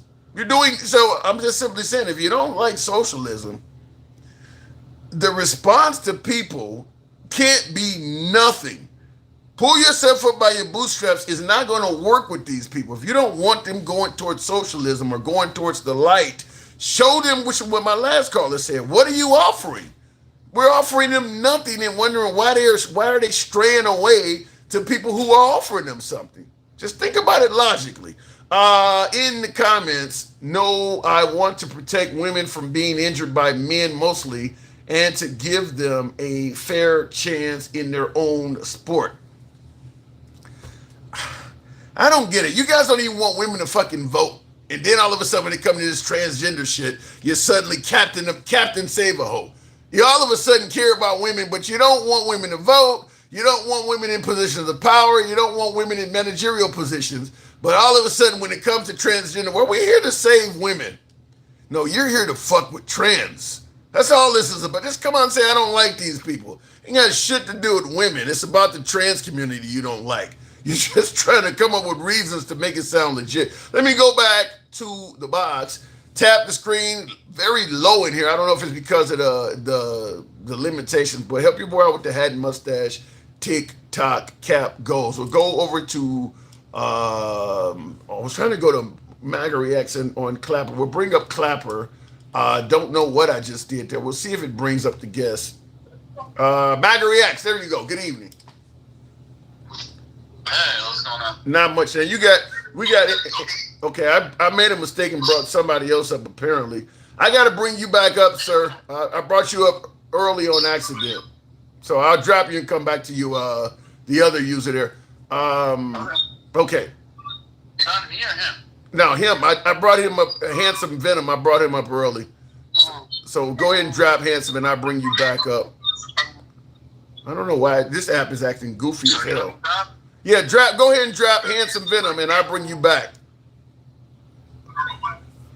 Okay, Handsome Venom, can you hear me? Yeah, hey. Go ahead and drop. I got a guess before you drop and then I'll bring you back. Okay. All right. Okay, MAGA, what were you, MAGA? Now we were talking before. Now I just lost him too. What the fuck? This Clapper app is acting goofy. The same 6 callers every day. Well, B1, Pole Bill, B1. Okay, MAGA, good evening. Hold on a second. I want to be on camera. Why not? I thought you were telling me to drop. Okay. Are you there? Okay. Yeah, I'm here. Okay. I thought you were telling me to I'm talking to you now. Why is it that Trump keeps finding money for all of these unnecessary projects in a country that's allegedly broke? Because these projects cost pennies compared to what you're asking for. You really? I mean, you're asking for shit that you have to keep paying for every year. That's for the whole country. Well, he's compared to a helipad. A helipad is like a tenth of a penny compared to what you're asking for. All the shit he's done is like 1 billion. What you're asking for is easily like $1 trillion every fucking year, not 1 billion one time. You really think the military parade, UFC fight, tribunal arch, reflective pool, Formula One race in DC, the Qatar jet, 400 million, new Marine One, that's going to be hundreds of millions. Now you mentioned a helipad, but the ballroom, now the gold statues is small money. If you put all that together, it'll be like maybe 2-3 billion max. What you're asking crazy. For is easily $1 trillion a year. You really think all of like 500 billion a year? You really think all this stuff can be done for $2 or $3 billion? You were estimating in the millions. I'm even taking it higher, saying give it 2-3 billions. It's also it's a one-time thing. It goes to help the city of DC. I mean, most of this shit is really not for him. It's for the city of DC because That's the only city where he has the power to make it better. He can't go to Chicago and do shit like this because he doesn't really have the power to do it without Congress. Here's what I'm saying. Out of all the people around the country asking for daycare assistance, or as Charlie Kirk said, free lunch in schools and things, you really believe we should put all that to the side and build a tribunal arch in D.C.? That's more important in your opinion? It's not more important. It just costs nothing. Also, why do you say that? The pool is paid for by the Park Service. It's not taken out of our taxes. The UFC is paid for by the UFC. They made their money back when they put that shit on TV. The UFC pays for all their events. I don't know why you think Trump paid for the UFC shit. They sell pay-per-view. They make a ton of money and they paid for the UFC shit. I believe the same with Formula One. Formula One pays for everything. On top of the fact, when the UFC and Formula One comes to that, I know Formula One, when it comes to town, it's really good for the economy of Miami. We make a lot of money. Hell, my cousin's right next to where they race, and he rents out his fucking driveway for like $40 a person. And I know a bunch of relatives, a bunch of people would always fly in to see the Formula One races. And I'm sure the same for the UFC and the Arch and all this shit. It's going to help the city of DC, but overall, it's nothing. It's pennies compared to I don't. you're asking. Yeah, I don't. You only have to pay for the Arch one time. Yeah, it's first of all, wait, no. First of all, you're not going to have to pay for the arch one time. It's going to require upkeep, security, and all kinds of stuff. But Dencal pointed out in the comments. Dencal pointed out pointed out that Trump asked for $1 billion on the ballroom upkeep alone. You said all this stuff could be done for $1 or $2 billion. He asked for $1 billion just for the ballroom. The refurbishing of the Qatar jet. You said all of this stuff could be done for $1 or $2 billion. Okay, so it's 5. Even 10 billion is still nothing compared to what you're asking for is easily like 20, 30, 40, 50 billion a year. Every year. I gotta tell you, if the maintenance of the ballroom is the same as the maintenance of the White House. Like, that's the same thing. I don't think it's to build the ballroom. To me, it just sounds like we're making an excuse to look out for Trump and his pet projects and not help coming up with excuses for why he can't do it. If we took all of the money of all of this shit and put it into some type of investment account or some low yield account, you're telling me it wouldn't pay for a lot of shit going forward? I'm not saying it's going to cover health care. Free lunches in school, for instance. Every kid don't even need that. So something like that, you could probably give every... Trump did do that. What? Trump did do that, though. Trump has his child investment thing where every kid gets like $1,000 that's invested for him. Trump actually did exactly what you just said. I'm talking about some of those other social programs that you guys are swearing up and down we don't need. I mean, like and by the way, when you say $1 or $2 million, how much does the Iran war cost? Many suggest that's an optional expense as well. I don't think it's optional because they always had control of Strait of Hormuz. They didn't just get it out of nowhere. They always had it. They just never did anything about it. But imagine if they had a nuke and then decided to close the Strait of Hormuz. Then it would be fucked. Then there'd be no oil and they would have a nuke. Yeah. I gotta say, I think your numbers are totally different than what I think. Because I see in the comments, Tamar even talked about, he says, how about using it for food? Give me your highest estimate. Well, no, hear me out. He says, how about using it for food to help homeless vets? I'll just say this. Maybe this money won't pay 100% of something, but maybe it'll pay 80% of one of those programs, or 70 or 50%, meeting some of the poor people halfway. This stuff would cover the gazillions of dollars here. I think it's way more than $1 or $2 billion that you're talking about. I think that the F-47 jets. How much are we spending on?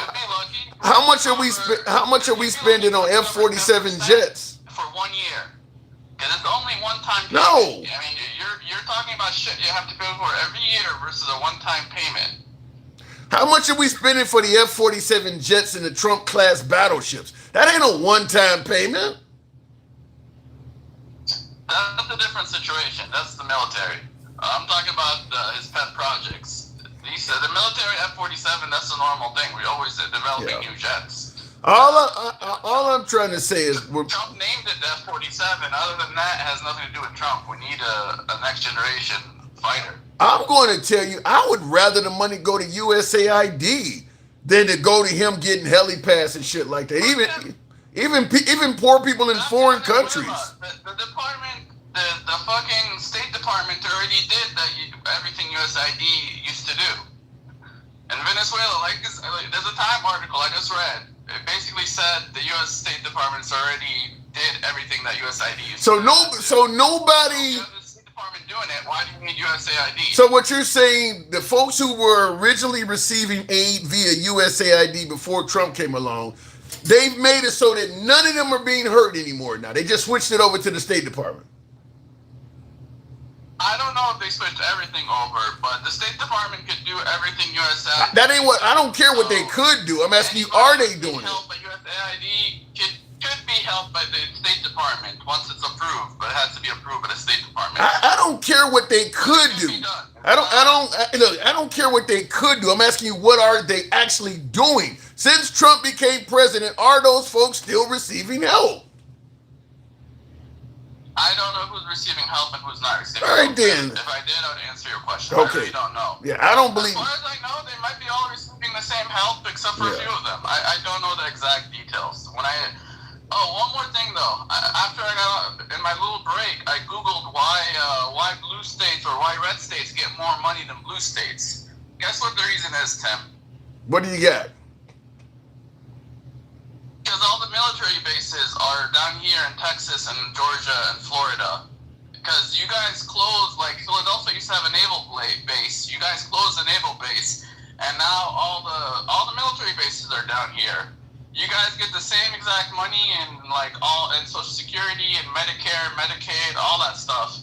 But all the U.S. military bases and all the new projects are also down here. Like, there's no really any place to build in New York and in Philly and all these places. There's no place to build. Even when you're trying to build something, like, they have too many rules and too many restrictions. So all the projects, all the CHIPS Act and all that shit Biden didn't even pass. You gotta in here because we have space to build. It's very easy to build. We have all the military assets and bases. I mean, all that shit brings money to these states more than, and it's only a 7% difference. Yeah, you got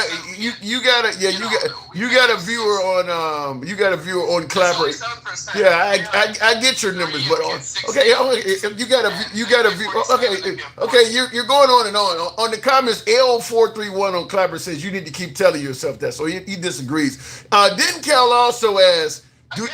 Google it for 5 minutes and actually get to like the second, third paragraph of the article, and they say it's geographic reasons and because all the bases went from Virginia, Maryland, and Connecticut to Florida, Georgia, and North Carolina. Okay. All the military bases, including Fort Bragg, is down here. Yeah. Then Kel also points out, do you realize how many kids could get free lunch with $4 billion? What say you? Not that many. There's a lot of kids. You really think? Let's do some math. Not that many, huh? How many kids are there in the United States? First of all of the kids don't need free lunch. But you're gonna tell me $4 billion would not cover that many kids getting free lunch? How much you think you think they're giving them steak and lobster? How much does it cost to feed a kid for a year? Well, to feed a kid for a year. Okay. Yeah, we'll take it costs about $6,000. Let's say 6. Let's take the highest number, 6. So take $1 billion divided by 6. You're not doing that right. Yeah, you can feed 166 million kids for a year. I don't think we have 160. We have 74 million kids. Right. 1 billion could feed all the kids in America for maybe 5 to 10 years. That's a lot better than this shit Trump is getting. My math is right. I need to do some more research, but yeah. Yeah, and I would rather feed poor kids for 5 to 10 years than this Qatar jet and tribunal art shit. I would much rather do that because most Americans are going to have no access to all of these pet projects in DC. Most Americans do not go to DC. Probably 90% of Americans are going to have no benefit or no access to this stuff, but their tax money is going to pay for it. I would much rather the children getting free lunch because that's going to happen everywhere, all over the country. The problem is, though, there's also a lot of middlemen when it comes to doing shit like this. You don't think... Even though it costs only $6,000 to feed the kid, all the people, the department, all the people that have to deal with it and get it done probably cost some money themselves. And remember, like, our whole argument with socialism... You're just making up excuses. And you're saying trickle-down doesn't work. Yeah, but you're just making up excuses. Down, but it's controlled by the government. I don't know if you realize it. I don't know if you realize it, but that pool being built, that's a middleman. What you're saying makes no sense. That pool being built in that reflective pool, the guy building that pool that did a dismal job as a Trump cat, he's a fucking middleman. You're talking about there's going to be a lot of middlemen. Trump is using middlemen for all of these pet projects. They're probably overcharging us, and that's how Trump is paying them back and shit like that. They're middlemen in all of this stuff. Listen, that middleman is going to spend his money in America and use that money on his employees. Oh, so I don't know where these NGOs... You know what these NGOs do with their money? They fund the campaign of the next person. But this middleman might be doing the same thing, so I don't know. You either have an issue with middlemen or you don't. Yeah. To their friends. It's not going to you. Yeah. You either have an issue with middlemen or you don't. When I started pointing out Trump is using middlemen, now all of a sudden, where are they spending the money in America though? Either you have an issue with middlemen or you don't. Now you're trying to say, well, as long as they spend the money in America, well, you know, it ain't that bad now. You're moving the goalposts. Denkel says they had to cancel Formula One because of cost in Detroit. He's saying Detroit even had to cancel Formula One because of cost. You're saying there's going to be no taxpayer money for that in D.C. I don't know. Probably because the streets got... I don't know what kind of cost he's talking about. Yeah. Maybe the streets got too shitty and fixing them costs too much. I don't know what he means by cost in Detroit. Maybe they need extra security or some shit. I know they love doing it in Miami. They're here every fucking year. So, I don't know why. That could mean a lot of things. All right, I gotta move. The rules, it could be the taxes, it could be a million things that makes it too expensive to do it in Detroit. Yeah. I mean, I'm getting folks, folks on all of my platforms think you're crazy. I gotta move it on, though. The idea that you're just making up excuses, in my opinion, for why you don't want to help poor people. I'm going based on the information I have and you're giving me. Okay. So... I don't know. I don't see any way in hell you can tell poor people you can't give them any sort of entitlement or help at all, and you're finding money to do all this stuff, and your excuses, yeah, but what I'm doing ain't that much money. Listen, I'm okay with helping them. I'm just not okay with the government doing it. Like, I'd rather give them the money directly and let them spend the money where they want to spend it, instead of giving it to a grocery store that's going to waste the money and not really help anybody. I'd rather give them money to buy groceries than open up a grocery store and have that money wasted on the grocery store. That's just gonna end up costing a ton of money, and I still have to pay for the grocery store with taxes. To me, we're the money straight to the people. Then. What we do when we cut their taxes. To me, we're all you can't cutting taxes. Instead of the government. Cutting taxes for a homeless person ain't doing them shit. That ain't got that doesn't help them out. Go tap a guy. Go tap on a guy. No, go tap on a guy sleeping on a bench and tell him, I'm going to give you a tax cut. That ain't in the suggest that they're all doing drugs. Just come out and say you don't give a fuck about poor people. You got a million excuses for why it's okay for a billionaire to take all this money, but when it comes to helping out a poor person, then you gotta go. I gotta move it on. All right, I gotta move it on. Tap the screen and get the likes on up, if you will. But to me, it just sounds like I don't give a fuck about poor people. I mean, like, you got a million excuses for why we can't do nothing for the poor, but one man is getting all of this shit, totaling hundreds of millions but it don't cost as much. Why is one man getting all of our tax money to control all this stuff? Most of this stuff is completely unnecessary. Why is one guy getting all of this? In the comments, Dencal says, ask Alexa how many deaths due to canceling USAID. I think I asked that before, Dencal. I think last time. Kamala Harris says about 600,000. Alexa, how many lives have been lost due to the cancellation of USAID? The Impact Counter model reported roughly 781,000 deaths since the USAID pause began in early 2025, about 2/3 of them children. Other estimates place the current excess mortality between 500,000 and 1.6 million, with projections of millions more by 2030 if cuts continue. That's sad. That is sad. Alexa, stop. I mean, that's really sad when the guy who is doing that has received all of these pet projects, military parades and tribunal arches, and he's flying around on a luxurious jet from Qatar that was completely unnecessary. That $400 million in regards to that jet from, because remember, we feed these people bullshit to keep them alive. Wheat, flour, rice, stuff that's super duper cheap in bulk. That Qatar jet expense alone, you could feed a lot of these poor people with $400 million. I think that's what we spent on that Qatar jet. So this is why I was pushing back on my last caller, suggesting, well, it ain't that much money. You could do a lot of good with that money that Trump is using to just beautify his own surroundings. And that's what it really amounts to, is just in that little pocket area, the tourism area of DC that really surrounds Trump. It's just that area. We're flooding that area with money. The rest of the country be damned. We're not even fixing roads and bridges and shit around the country. We're just fixing the little square or diamond known as DC. And we know they could do more than that. So to me, my last caller arguing that, I don't know, but to me that really looks bad. It just looks, it looks like the ultimate of let them eat cake or something like that. In the comments, though, they are cutting those social programs. Trump is set out, what he says, Trump is set to cut pre-K programs and Medicare D. He wants to put disabled people in institutions. Why all the cruelty? I don't get it.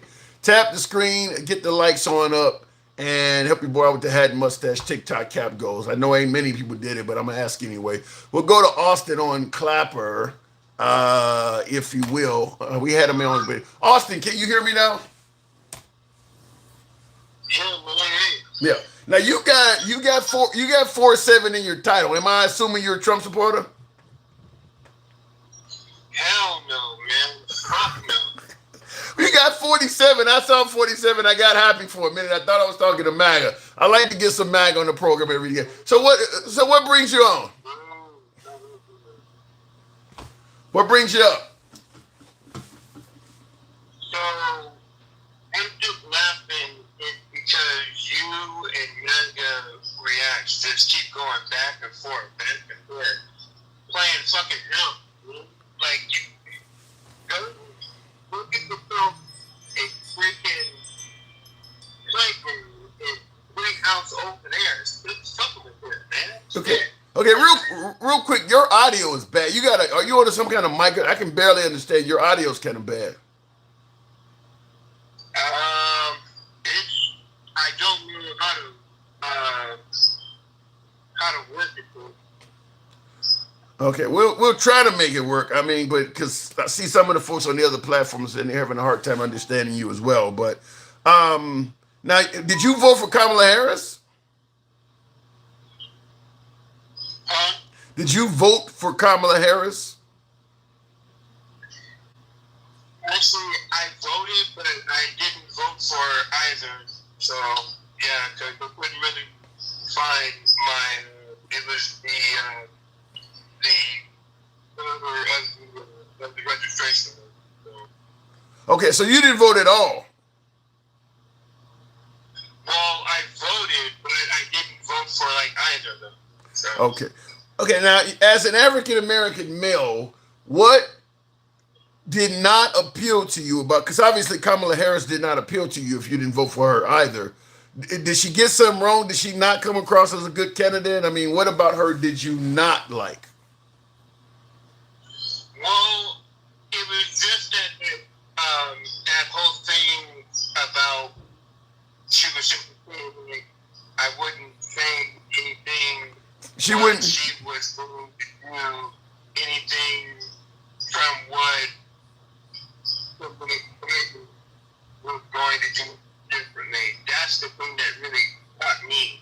She is a perfect candidate, but it was just that when she said that, it kind of rocked like all, I would say, respect for her, but I just kind of lost where what her Pacific was.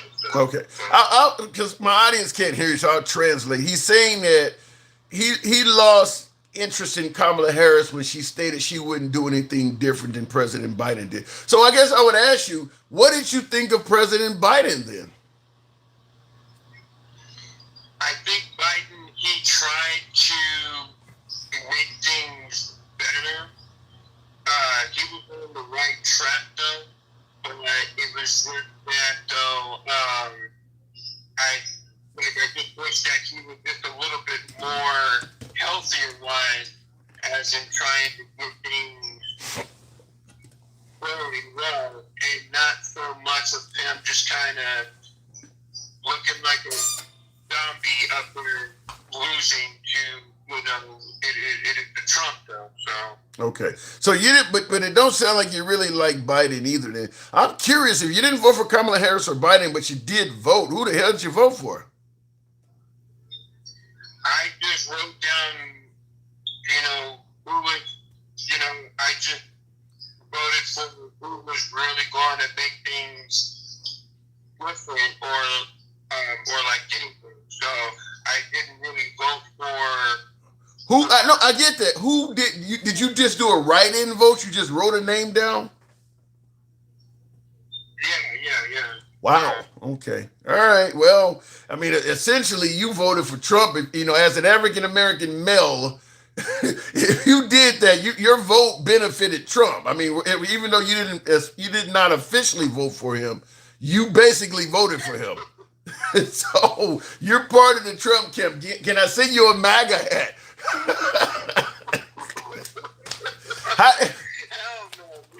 Well, don't send me that MAGA hat because I will use that for firewood. So. Oh my God! Well, you are part of the reason, though. I mean, Kamala Harris. I don't know what state you're in. I mean, are you in a blue state? Yeah. It is the Colorado. You're in Colorado? Yeah. Did Kamala Harris win Colorado? I believe so. Okay. Yeah. Because I'm just saying that she could have used that. She could have used your vote if you don't like Trump. So to me, you almost kind of helped Trump. But I'm assuming you don't think Trump's doing a good job right now. Hell no. Here, I hated that our governor kind of sold out to him, though, by letting what's her name go from the president. I forgot her name. He was the one that tampered with I think it was with the election stuff. Yeah. Well. Yeah. Well. Yeah, it was Tina. Yeah. It was Tina. Yeah. Tina Pierce. Okay. Well, I hate to do this. Unfortunately, I'm gonna have to cut our conversation kind of short because your audio is real bad. I don't know what's going on, but your audio is bad. So, because a lot of folks can't hear you, and the only way I can make it work is to keep translating you. But your audio is really bad. But we'll pick it up next time, Twisted. I do appreciate you coming in, though, man. All right, man. Anytime. All right. Moving on. Yeah, for some reason his audio was really bad. I don't know why. That may be something on his end. But in the comments, MAGA React says, so I actually Googled how many people died because of closure of USAID. It's 3 verified. You think closing USAID only resulted in the deaths of 3 people? Did you miss a few characters? Is that really what you trying to say? Only 3 people. God. Also, the State Department signed 33 treaties. If I 3 people. MAGA React said that shit, Shanti. 3 people. Arnita said, stop entertaining him. All right, let me go back to the 3 people, huh? That's funny. Everybody just wanted the fraud to go on. You know who would have been Vice President Tampon Tim, the toilet. Martin, I'm going to say what I've been saying the whole time. Trump claimed that there was the whole thing was rigged when he came down the golden escalator in 2015. It's 2026. It's 11 years later. You can't still be alleging shit. You got to put up or shut up. I mean, he should be able to come walk into the whoa! Who just dropped that? Thank you for a really, really kind level of support on Clapper, whoever just did that. Handsome Venom, I think it is. Thank you very much. But what I was going to say is, Handsome Conservative, rather. Thank you. Handsome Conservative. Appreciate that. Wow, that got my attention. But what I was going to say is Trump should be able to walk into, some sort of hearing or something and just put mountains of paperwork showing proof of election fraud. It should be names, folks who have been arrested and charged and convicted, photos of people showing up at polling places. You should have a mountain of shit. You've been alleging this for 10 fucking years. We should be well past just the allegation stage. There should be mountains of evidence. And it's not there. MAGA is still, when it comes to election stuff, MAGA's still on one is too many type shit. It's been 10 fucking years. We've had multiple national elections. We had a national election in 16, a midterm in 18, a midterm in 20, national election in 20 rather, midterm in 22, national election in 24. Now we're on another midterm in 26. All of that, you're talking about hundreds and hundreds and hundreds of millions of votes have been cast since 2015. Where's all the evidence? We should be eons beyond one is too many. It's bullshit. It's bullshit. And what we're getting is suspicion being upgraded to fraud. I always use the example, if I come home from work and my door is wide open, that means somebody could have broken my house. That doesn't mean somebody did. Maybe I fucked up and forgot to pull the door up all the way. You got to prove somebody's in there. You can't just say, well, you don't have to show an ID, so we're going to assume people are cheating. No, you got to prove that, though. The actual proof of fraud is shortcoming. We can show that if you wanted to, you could hack into the machines. But do you have any evidence of it actually happening? And that's where the right falls short. All of their evidence is based on stuff that looks suspicious. They're not actually showing any proof. You should have people's names and photos and shit. It's just not coming up. So until I see evidence, because I would be for the Save America Act 100%, but I'm not going to support legislation that's based on allegations when you've been making those allegations for almost a decade. You should have proof. Because right now he's saying it's happening again. He is saying it's happening again right now in this midterms. He's already alleging that it's happening. And once again, he's not providing any proof. It's just the same fucking song and dance. Literally, this dude's going to be in hospice. His last dying words is going to be, there's fraud. There's fraud. While she's putting morphine in him, while his hospice nurse is giving him morphine, last words is going to be something about fraud taking place. In the comments, Evil B Babu says, Trump ain't shit. I don't have my sound system on. I dropped that on Clapper for you, Mr. Big Time. Thank you, Evil. Appreciate that. MAGA Reacts needs to get some sense knocked into him. It's crazy you said it, because MAGA Reacts, you were pissing off my audience so much. Somebody else in the comments said we need to put hands on MAGA Reacts. Damn. Let me go back to the box. We'll make it happen with Gangsta Grandma. Oh, I thought she was in there. She dropped. We'll go to Mike, the boss. Good evening, Mike, I think it is, or whatever I hit. F them. We always show ID. Trump is full of shit. Like I said, I would side with Trump if he presented evidence. I would absolutely say, oh, that was you, Advent Comics. We need to put hands on MAGA reacts. I would side with Trump if he actually presented evidence, but I'm not gonna support legislation that is solely based on allegations, and that's what we're dealing with this stuff. It's just based on allegations. Do you really think Democrats will make your life more affordable? They want to raise your taxes for their undocumented illegal socialist programs. I mean, Paul, that could be possible, but I can tell you one thing. I'm 100% sure pull yourself up by your bootstraps ain't gonna help me. I'm 100% sure of that. I don't know what the fuck Mom Donnie or Abdul Al Saeed and all these folks are promising. I don't know what the fuck that might do. I know you guys don't favor it, but I can tell you pull yourself up by your bootstraps ain't gonna do shit for me. I know that for a fact. I don't need to test that. I got years of evidence that ain't doing nothing for people. And this is what I said at the beginning of the live.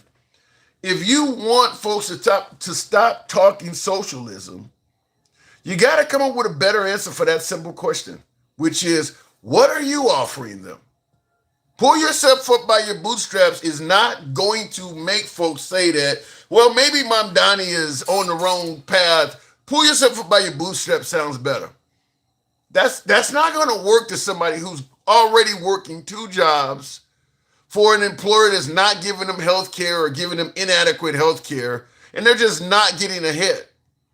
I don't know what happened on my last call. I'll bring up the next caller, but I'll tell you my own personal story. I used to be an engineer with AT&T in Chicago back in the 90s and early 2000s. I actually saw, because I still have my resume and shit on Indeed, so occasionally job offers come through. And because I got a telecom background, a background in telecom, sometimes I get job offers for telecom positions. I received a telecom offer about a month ago for the exact same position I used to do in the 90s and early 2000s for AT&T. It had a salary window on it. They give you a window, this position pays between 81.5 and 106 or something. They give you a salary window. It was the exact same salary that I earned when I started working for them in 97. That's 20 years, well, that's more than that. What is that, almost 30 years ago? It was the exact same salary. So that position, and that's not burger flipping. That's a livable wage, but that shows you that even at that level, people are not getting ahead. It was paying the exact same wage that I got it when I worked there in the 90s. And you want to say Mom Donnie ain't doing shit, we should be okay with that? So I'm asking that question. If you don't want folks veering towards socialism, what are you offering? You want to keep telling them we're not going to fight for a minimum wage? We don't believe we can do anything for health care, even though we're okay with Trump spending the money on himself. This is what you're countering Mom Donnie with. Nothing. And you're wondering why these kids, these young voters are actually going towards that. I'm not saying socialism is a know-all, end-all. Hell, I don't know if it'll even work. But I damn sure know offering nothing as a counter won't work. You're offering nothing. Trump's been president for 2 years. What has he done for healthcare? What has he done for wages? He's offering nothing. But he's complaining about how bad socialism would be. If you can't answer that question, what is he offering? The level of folks going towards the socialism side is only going to grow. You need to fill in the blanks with something. And it's just not coming from President Trump at all. He's offering nothing. Socialism as well as communism throughout history has never worked, my good friend. I'm not arguing with that. But I'm arguing with the fact that offering nothing is not going to be a suitable alternative. You can scream how bad socialism is until you're blue in the face. If you're offering nothing, you're going to lose. You keep going back to how bad socialism is. But when I ask, well, what are you offering? You have no answer for that. You just want to go back. Well, let's just keep talking about how bad socialism is. We don't have nothing. So let's just keep talking about how bad socialism is. You need to figure out something to offer. You need to fill something in the blank. If a person is willing to go out and actually put in an honest day's work, Find out how you can help that person do better in life. Minimum wage increase. Fight for an increase in wages. Trump ain't doing that. You say you want people to work, then fight for working people. And when folks are at the bottom of the scale, the socioeconomic scale, tax cuts is not going to save the day. Somebody was working 40 hours a week at Dollar Tree. You're not going to improve their life of any significance at all by talking about a tax cut. You got to do more than that. That's all the right keeps talking about is tax cuts. You got to do more than that. Until you do that, you're going to see a lot of Mamdanis pop up. You can keep talking about how bad socialism is, but you're ignoring what they're saying about capitalism. You're ignoring that. Pull yourself up by your bootstraps first appeared in 1834. Damn. Look at the big beautiful bill where he made the cuts to the subsidies. Where is there a line that says illegal immigrants cannot collect social benefits? And that, I don't think anybody on the left needs to be arguing in favor of giving benefits to illegal immigrants. That's a loser. Even if you want to be empathetic, in this environment, you got to read the room. Just like I think Trump needs to read the room with all these fucking pet projects for himself. It's the wrong time. Real quick, in regards to my poll question, over 336 respondents. Does Muslim politicians at the national level concern you? That actually concerns a lot of people, folks. 45%. That's more than just MAGA. That is more than just MAGA. 45% say yes. Muslim politicians at the national level do concern them. I would love to get some folks up to talk about it because I would let them know why. I'm going to play ignorant. I'd like to know why are you concerned why are you concerned about the religion of a politician in a country that claims to be separation of church and state? I'd like to know, wow, that's ridiculous because people are ignorant, says me too. Well, I'm just telling you, it does matter to some folks. The tax breaks he gave the most wealthy in business owners, should I have to prove that they're providing health care and better wages to their employees to get those tax cuts? Yes. Cuomo did I meant to play this the other day, but he made a good point about how we have looked out for businesses, giving them huge tax cuts compared to what they used to pay in the 50s and 60s and 70s. And it was done to incentivize them to look out for their employees. And he points out that the tax cuts and the deductions for businesses now are better than they've ever been before in this country. And the amount of shit they do for their employees is the least it's ever been in this country.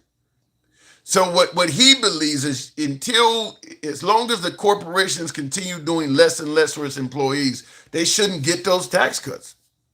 And I agree with that because that's what my MAGA audience often says is that give the tax cuts to the wealthy because nobody poor has ever gave me a job. They believe in trickle-down economics. If you can show that it's not trickling down, that the upper class and corporations are not doing anything for the poor, then cut the tax cut. I agree with that. Their taxes should go up. The tax cut should be an incentive to create jobs and do that. If you're not doing it, if your employee is still getting the same salary they were 10 years ago, why are you getting all these huge tax cuts and deductions? So I agree with that. And that's why you're getting the Mamdani and Abdul El Said type shit. Is that we're just not doing anything for the lower class, but just giving them excuses for why. Like MAGA Reacts. MAGA Reacts had 1 million excuses for why we can't do anything for the poor, and 1 million defenses for why what Trump is doing for himself with the same tax money is not that bad. It's only a small amount. It's beautifying DC. Washington needs to look a little bit. Just making up excuses for one man to spend hundreds of millions of dollars on himself and making up excuses for why we can't do nothing for poor people. Well, it's too much of a job. It's too big of a country. You got to do it over and over again. Just a ton of excuses for the poor and a ton of defenses for the wealth. MAGA Reaction's doing that. The only one who is divided is the population, not the government, who is supporting Israel and not Americans. I don't know, Sassy Mo. I don't think the Democrats are as strong when it comes to supporting Israel, but I get your point. Tim, you got that all fucked up. I'm saying that he didn't put a law in the bill to keep illegal immigrants from getting social programs. In that it has to be enforced. He just cut fucking money. Okay, all right. I maybe I did get it wrong, but I don't know. Like I said, for Democrats, other than fighting for illegal immigrants to be treated humanely, and when it comes to the transgender, I would say don't even if it's part of your platform, the Democrat Party need to treat immigrants and members of the LGBTQ community like the Right Treated Project 2025. You can still have intentions of doing something, but don't run on it. The Republicans obviously want Project 2025, but when you question them about it, they denied it. They didn't know nothing about it. They had never read it. Do the same. Do the same. Don't even talk about, don't even entertain questions concerning trans or concerning any of that shit. Don't even entertain it. Get the position and then do what you need to do. Because Trump was denying a whole lot of shit. Just like when they asked those folks, if you get appointed, are you gonna fuck with Roe versus Wade? They had every dodge in the book. When they knew damn well that's the goal, is once we get in there, we're going to try our best to roll back Roe v. Wade. But when questioned, they all lied about it. They didn't campaign on it. They didn't speak on it. The Democrats need to treat the immigrant community and the LGBTQ community the same way. If you're going to do it, it's not popular to do or talk about during the campaign. Trump was smart. Trump didn't get up there and say, I'm going to deport grandma. No, it's just rapists and murderers. He knew he was going to go after grandma, though. No, it's just rapists and murderers. He knew he was going to go after the Cubans that were voting for him. But he said rapists and murderers. And it worked. Democrats can learn a lot from President Trump. The Republican Party has all but given the Democrat Party the reins. Some would say the Democrat Party seems to be throwing that away, though. Smokey! Good evening. Welcome to the program. Smokey, are you there? Yeah, sorry. Good afternoon. Good evening, sir. Good afternoon. So, socialism won't work in America. We talked about this before, but I'm asking, why does it seem that Trump has no problem finding a bunch of free shit? Thank you for the hat, Monacola. Some of you guys showing some love out there still. We're pretty low, but thank you, Monacola. Certainly appreciate that. Smokey. Because that's Republican capitalism. Republicans profit off the suffering of others, whether it be through military, foster care, prison system, justice system. Criminals of greed create criminals of consequence. We don't lock up the criminals of greed, creating all the stock market problems or the banking issues, and we criminalize the person who's robbing diapers and we incarcerate them. You're not saying the Republican Party are criminals, though, are you? Monacola, thank you for the hat mustache. Are you saying that the Republican Party are criminals, though? I'm saying the system is criminal and it encompasses both sides. But yes, inherently, Democrat capitalism is let's give people a hand up, not a handout. Let's build the economy, strengthen people so that they can produce more, like we talked about. The stronger, healthier, smarter citizen produces longer for the government. And what is the Republican platform? Where people graduate high school, can't read, have to go through search and seizure illegally, questioning, metal detectors, the high school to prison system, while we then make sure that taxes from your property go to the schools, so certain areas will be disenfranchised. Well, then we shut down all the different pools, all the different systems. We maybe cover those in car parks. We start putting actual, let's say, infrastructure of roads through different communities. And over time, you just erode a system and everyone ignores it because you do it slowly but surely. Damn. So you paint a really bleak picture for the Republican agenda. Well, Democrats haven't defended against it. So every hero needs a villain and every villain needs a hero. Yeah. Otherwise, there's no chaos. I don't disagree with that. But, and that's what I was saying earlier, is that the right does not like the direction that the far, I guess you would say the far left is taking this country, but I'm suggesting that it's probably going to gain steam if the right is offering the folks nothing. You don't want the country to go far left. I get it. I don't want the country to go far left or far right. But if you're offering them nothing, I would assume that this trend is going to snowball or at least increase. Would you agree with that? Oh, 100%. Like one of the callers, I think it was the second or third caller, when he was breaking down the economics. Haven't I explained how we create the new company store called the credit system? How you could just crash the banks and nationalize everything, which then everyone's in debt to the government. And that's the system. See, we're not a country. We're a union of states that have got governance. Yeah. The fact that people think we're an individual country and that people can vote party lines, the moment either side says we're voting party lines, it means you're violating your oath to the Constitution and the people, and you're giving it to a party and an agenda and an objective other than the Constitution. But we've allowed that to slide and we call it normal.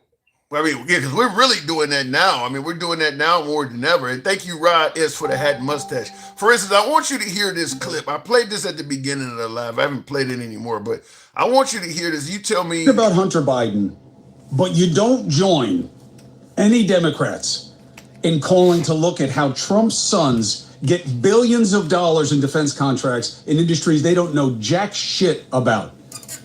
God damn, Senator Ron Johnson, you really are a truth speaker in your party. He said it right on my show. It's a team sport. You don't investigate your own, was the implication. God, so ugly, so obvious. What happened to draining the swamp? What happened to no more deep state? Have you no integrity of principle? Nothing but fealty to one man who's in your face, just being so corrupt about what you say you cared about. Man, you change a letter and everything looks better. You just change an R to a D or a D to an R, and all of a sudden, you got a whole new opinion. MAGA.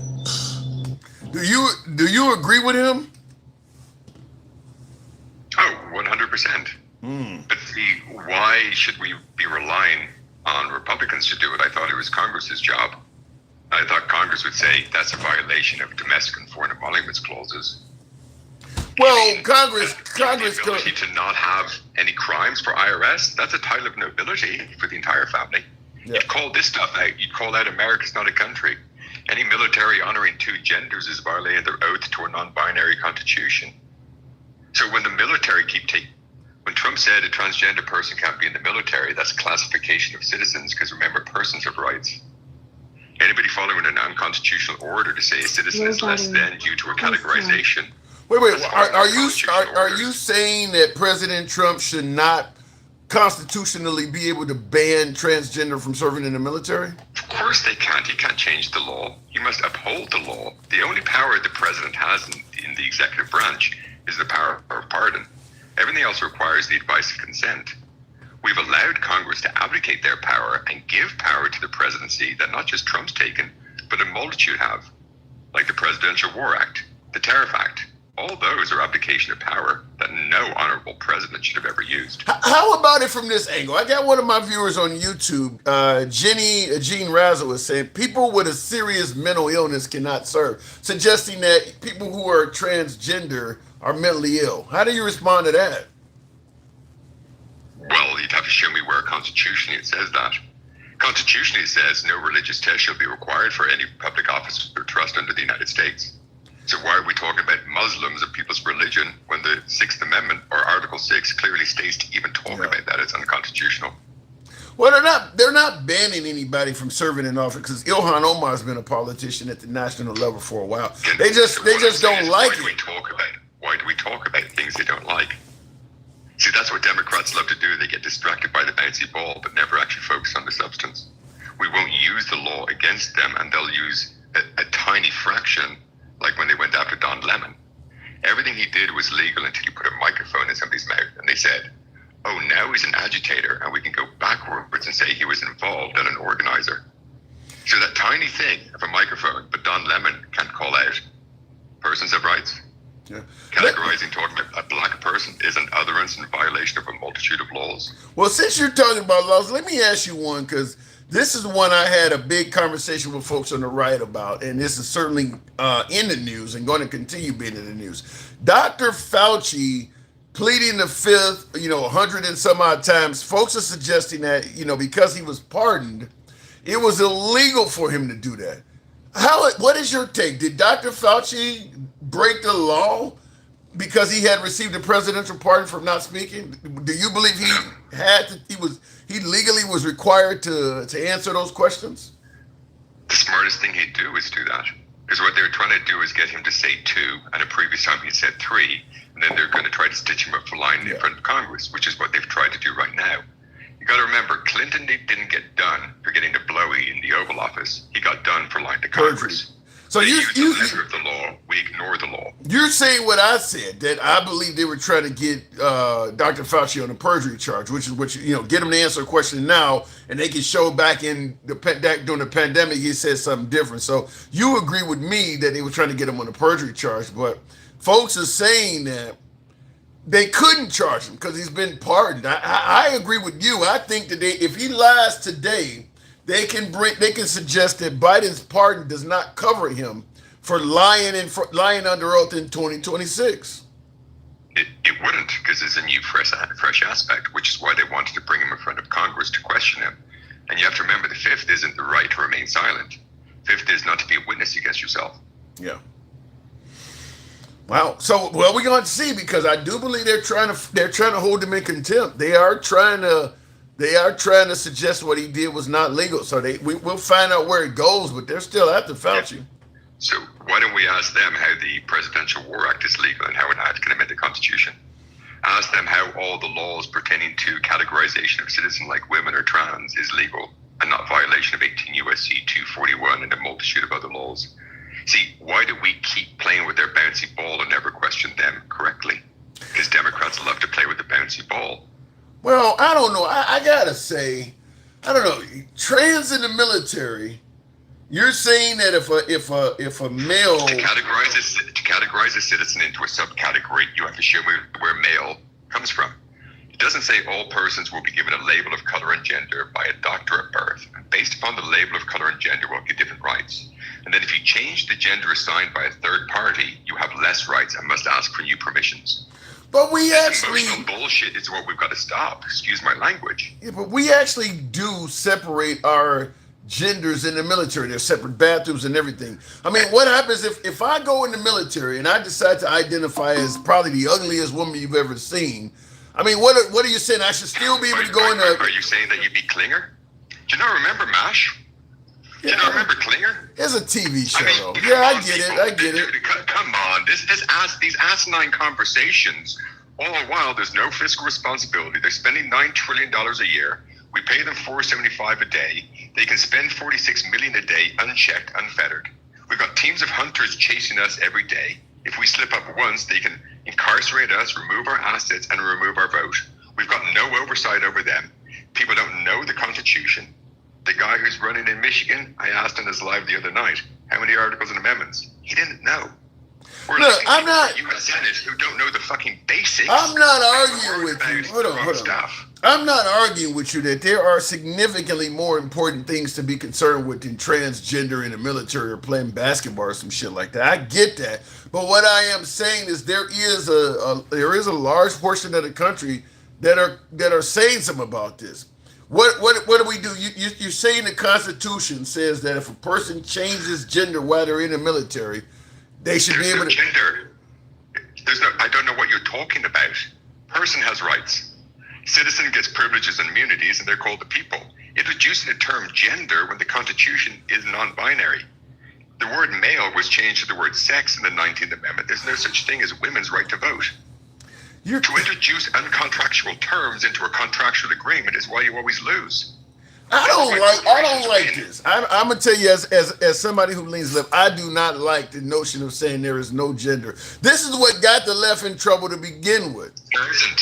If a corporation can be incorporated and get rights as a person, what gender is a corporation, and why do they have person rights? But a citizen must then be categorized into gender because you can't get over the feelings? So if there is no gender, If I'm on a military base and they got a woman's bathroom and a male bathroom, I should be able to go in either one of them then, according to you, because there's no gender, right? In the Constitution, a person has rights. See, we've messed everything up socially. I'm asking you. Should I be able to go in both bathrooms? What you would do is, out of courtesy, you'd probably go into whichever one that you identify with. And more than likely, if bathrooms are set up in any way correctly, there's not going to be huge gaps. There'll be individual cubicles like civilized countries do. Like, how does somebody go to the bathroom on an airplane? Let me ask you this way. Let me ask you this way, because I think in the military, in some branches, the women wear skirts or whatever. They don't all wear pants. What if I want, when they're handing out uniforms, if I want female clothing, should I be given that? If I go in looking like I'm looking now and I tell them no, I want the skirt. They got some kind of boat or tie or whatever for the women in the Air Force. If I want that, was Klinger allowed to wear dresses and makeup and earrings in the 70s? So your answer is yes. Well, again, does a person have rights? For me to say that you are a black person is saying that you're an other person.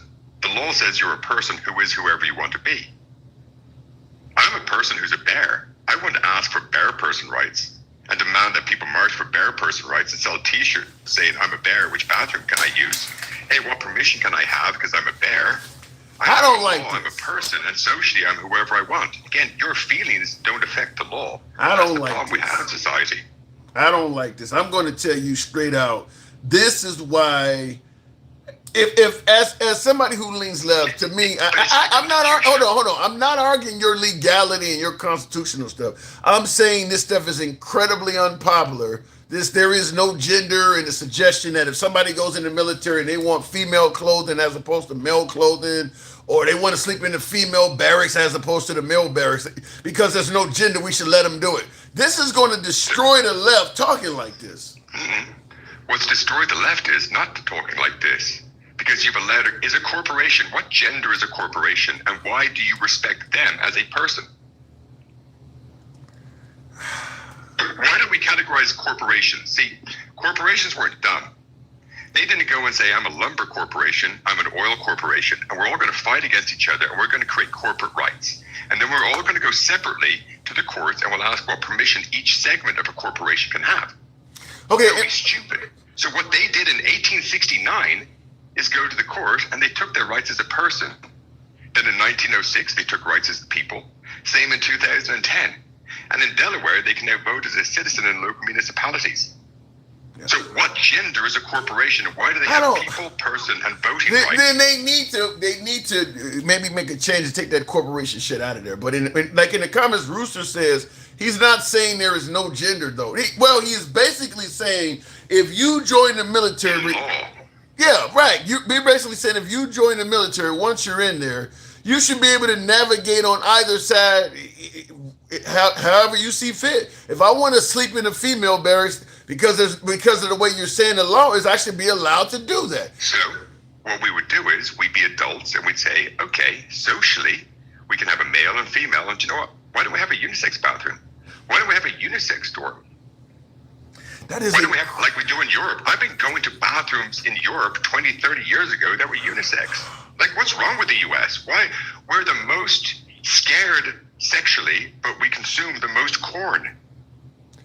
I'm listening to you. I know the European thing. I'm totally fine with it, but I'm simply saying it is very unpopular in this country, and for the Democrat Party, saying what you're saying, even if you had a law behind you, is a loser.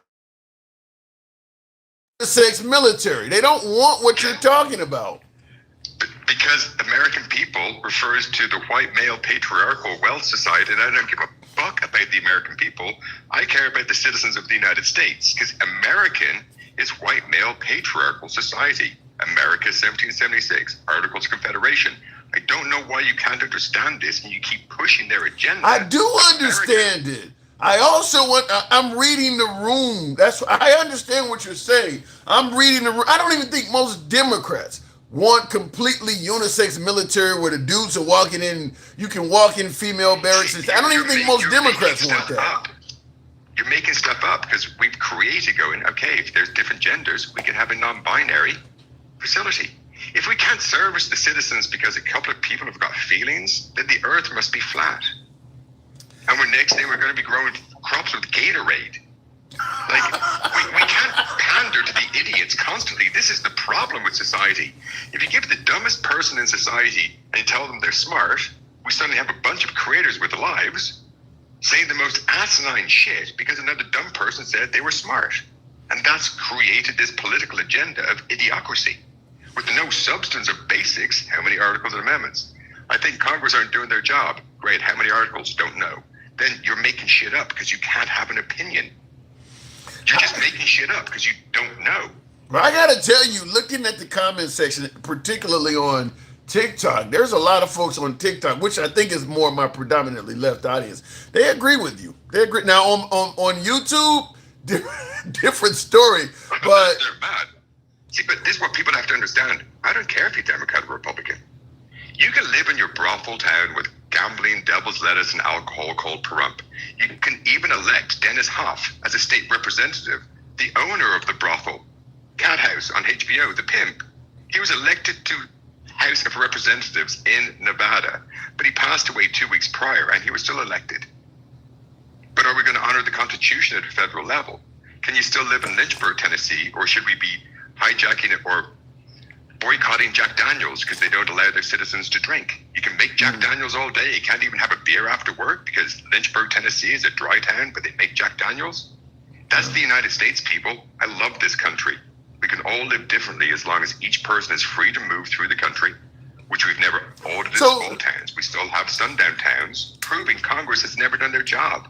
So let me ask you, and like I said, we're talking transgender shit, and I'm the first to admit I don't think this is anywhere near as big of an issue as the right makes it, but I am leaning more right on the issue. I do believe that gender should be separated, but I'm going with your constitutional angle.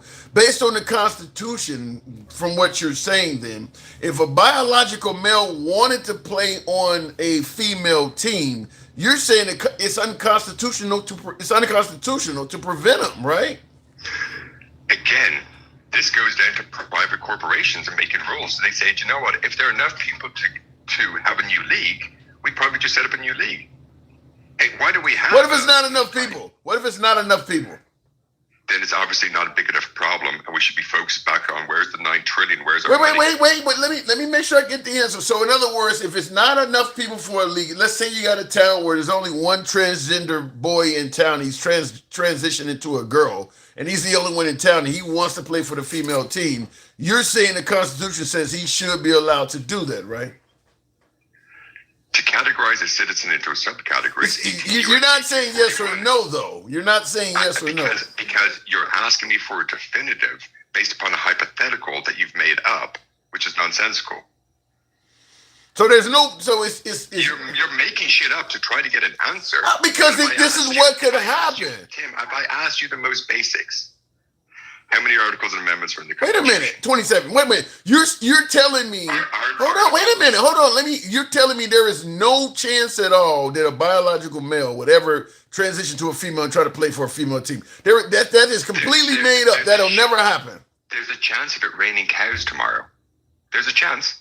There's a chance that the earth's flat. There is a chance. You're like Dumb and Dumber. You tell me there's a chance. To me, what you're doing right now is the equivalent of not wanting to answer what a woman is. This is why the left, you can't do that.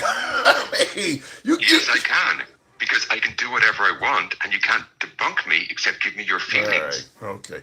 I got to move it on. I'll leave it at that. I'm trying to flip it back to, if we're having political discussions and we're introducing emotions, we're not having political discussions. Okay.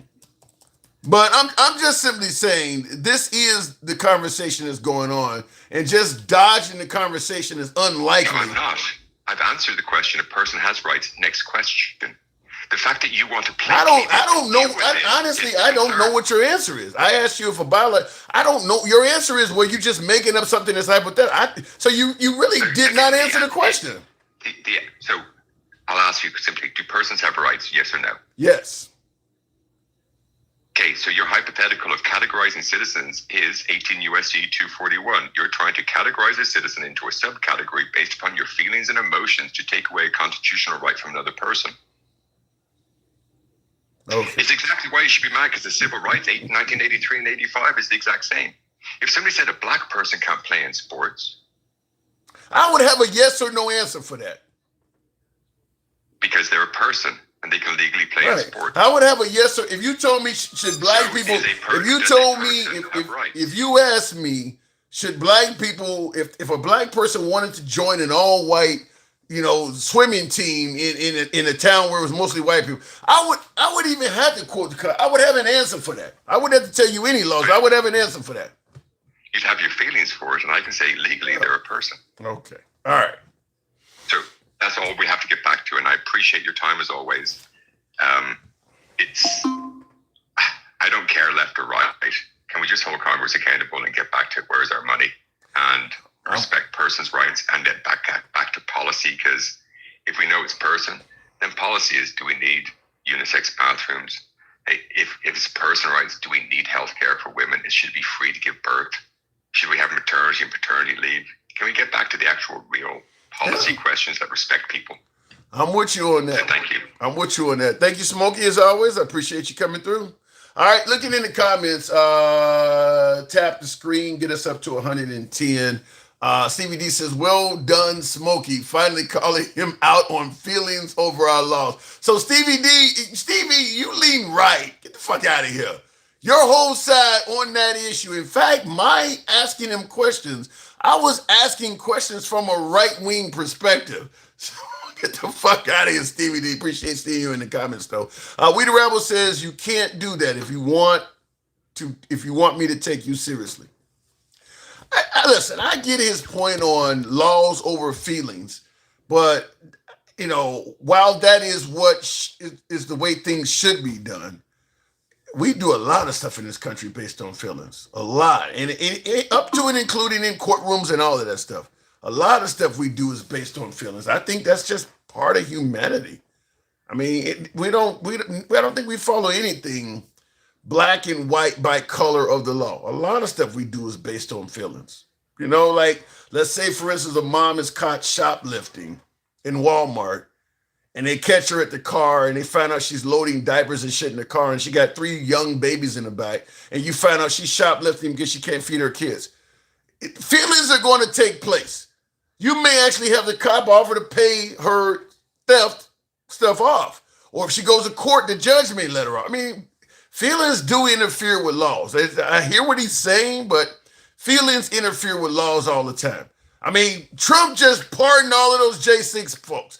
All of that's feelings. 100% Trump's pardons of those J6 folks. All of that shit is based on feelings.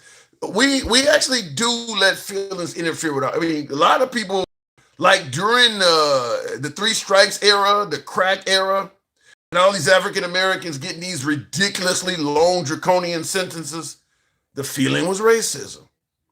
Feelings have always interfered with our laws. I don't think we do anything just that is solely black and white. Feelings do play a part. I can agree with him in suggesting they shouldn't, but it does. It does. Feelings absolutely do play a part. I mean, even the cops, though. Cops sometimes will make a decision whether or not to arrest somebody. Or the prosecutor may make a decision whether or not to charge somebody when they have a clear-cut case, and it may be solely based on feelings. It ain't always discretion. Sometimes it's just feelings. My heart went out to this person, and I just, I'm just not going to make her life even worse, even though what she did is a crime.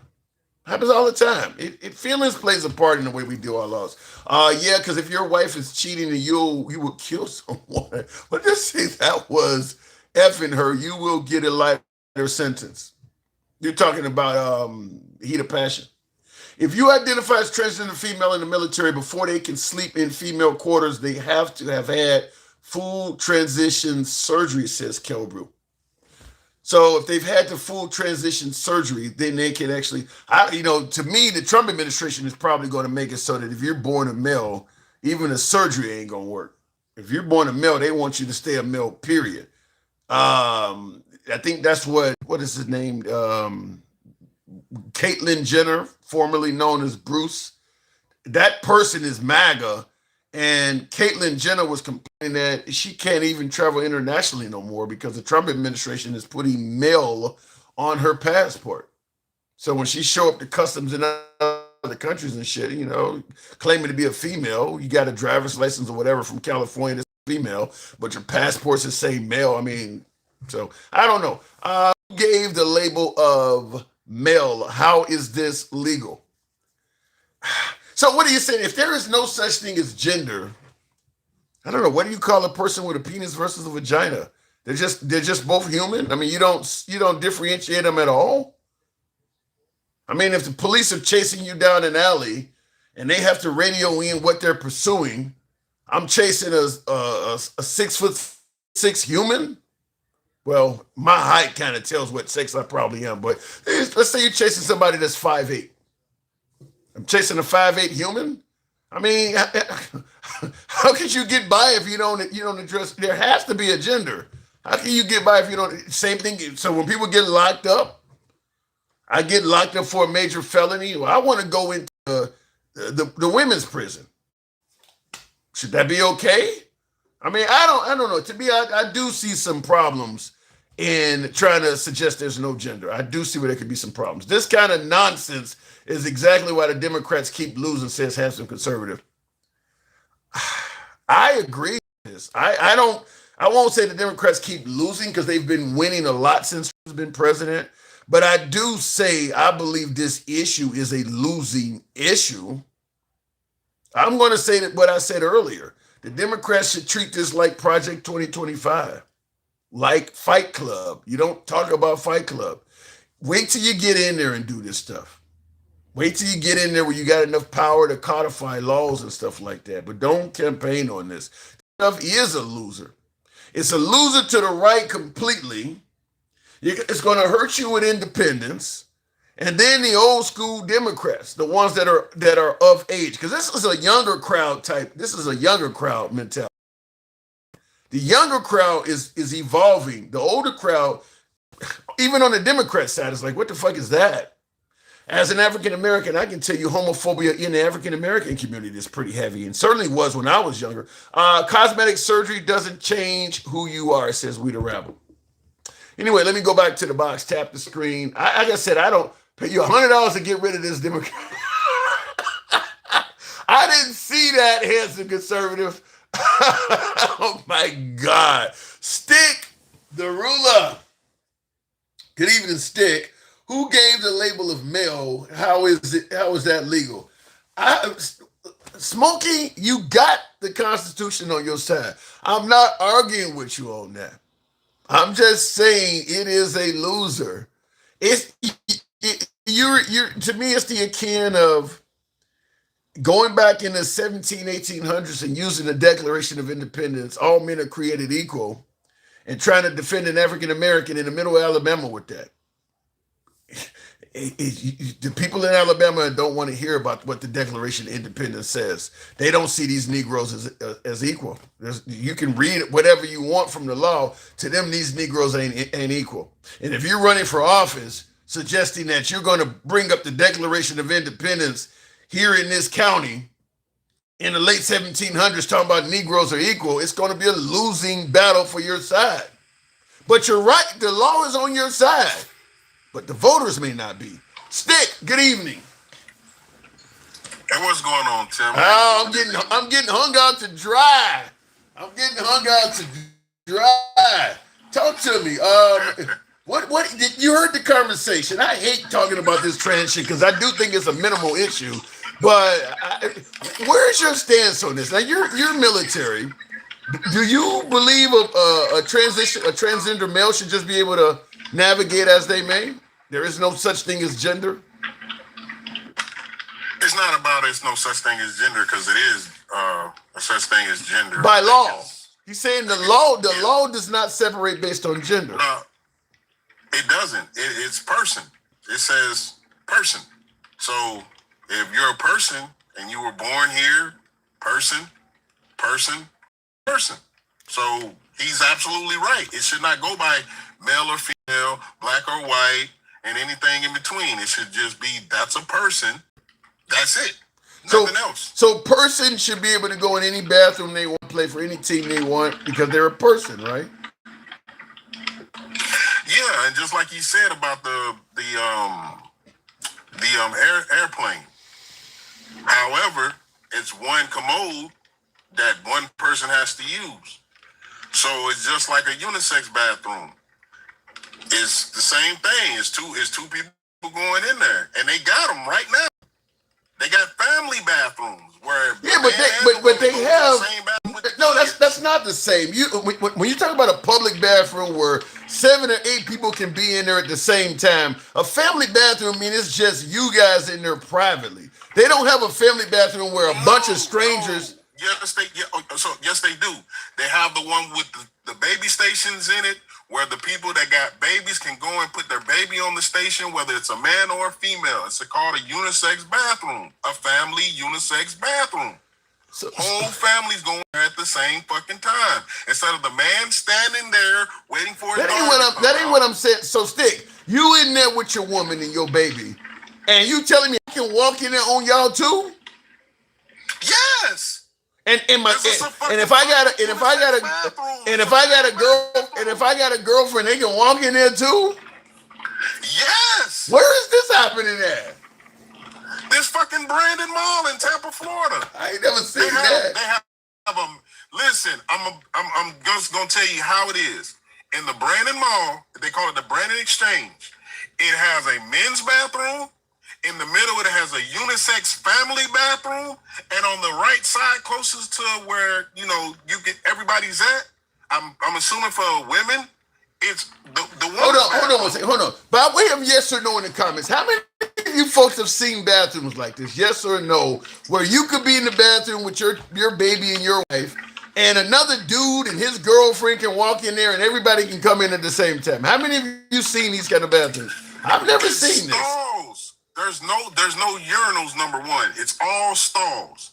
So when you go in a stall, just like if you go into the airplane, you are in a stall. You're there by yourself. No one else can see you. The door is closed, just like the stall door is closed. It's the same fucking shit. Wait. When you come out, it sinks and the fucking lake. But it's a stall where a whole family can fit in it? No, it's individual stalls. Individual stalls, one person. However, you're in the bathroom where the sink is at, there's places where you can put your baby down if you got to change the baby. I know. Right? Hold on. And I seen that same bathroom. Well, hang on a second. In that same bathroom. Here's where the difference is. And I see Brockerts in the comments saying all movie theaters have them. I've been in family bathrooms where you go in and there's one toilet and one urinal, and then it's got the little thing that folds down a changing table. But it's not designed for 10 people to come in there. 10 different or strangers. It's generally the bathrooms in the movie theater is generally designed for people that all know each other to be in there. I'm asking him, can you have it like this where you're in there with your baby and your wife, and then all of a sudden I can come in there? I ain't seen those. Yes. So it's about 8 to 9 stalls regular. No, it's 8 stalls regular, and then on each end there's a handicap stall, which is bigger than the rest of them.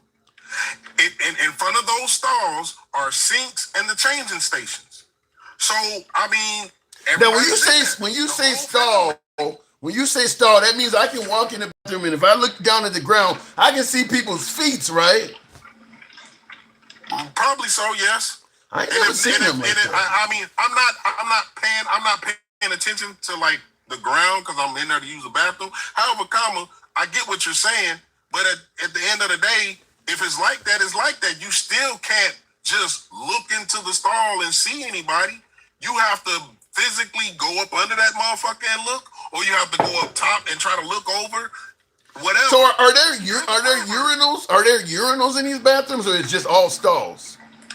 No, it's all stalls. There's no urinals at all. Period. I ain't never seen this. Everything is a stall. And I'm telling you, as an over-the-road driver, I've been to millions of Loves and Pilots and Sat Brothers. I've been to a lot of. I ain't never seen this kind of a bathroom.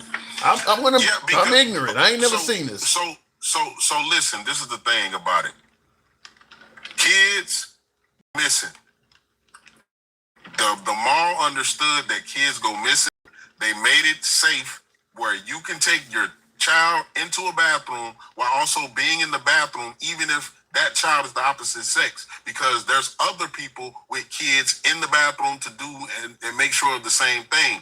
There's no stigma to it because it's a unisex bathroom. I've never been in the bathroom in my life, Stick, where I saw a mom with her child come walking in. I've never had that happen to me. No, this is the God honest truth. I hear you.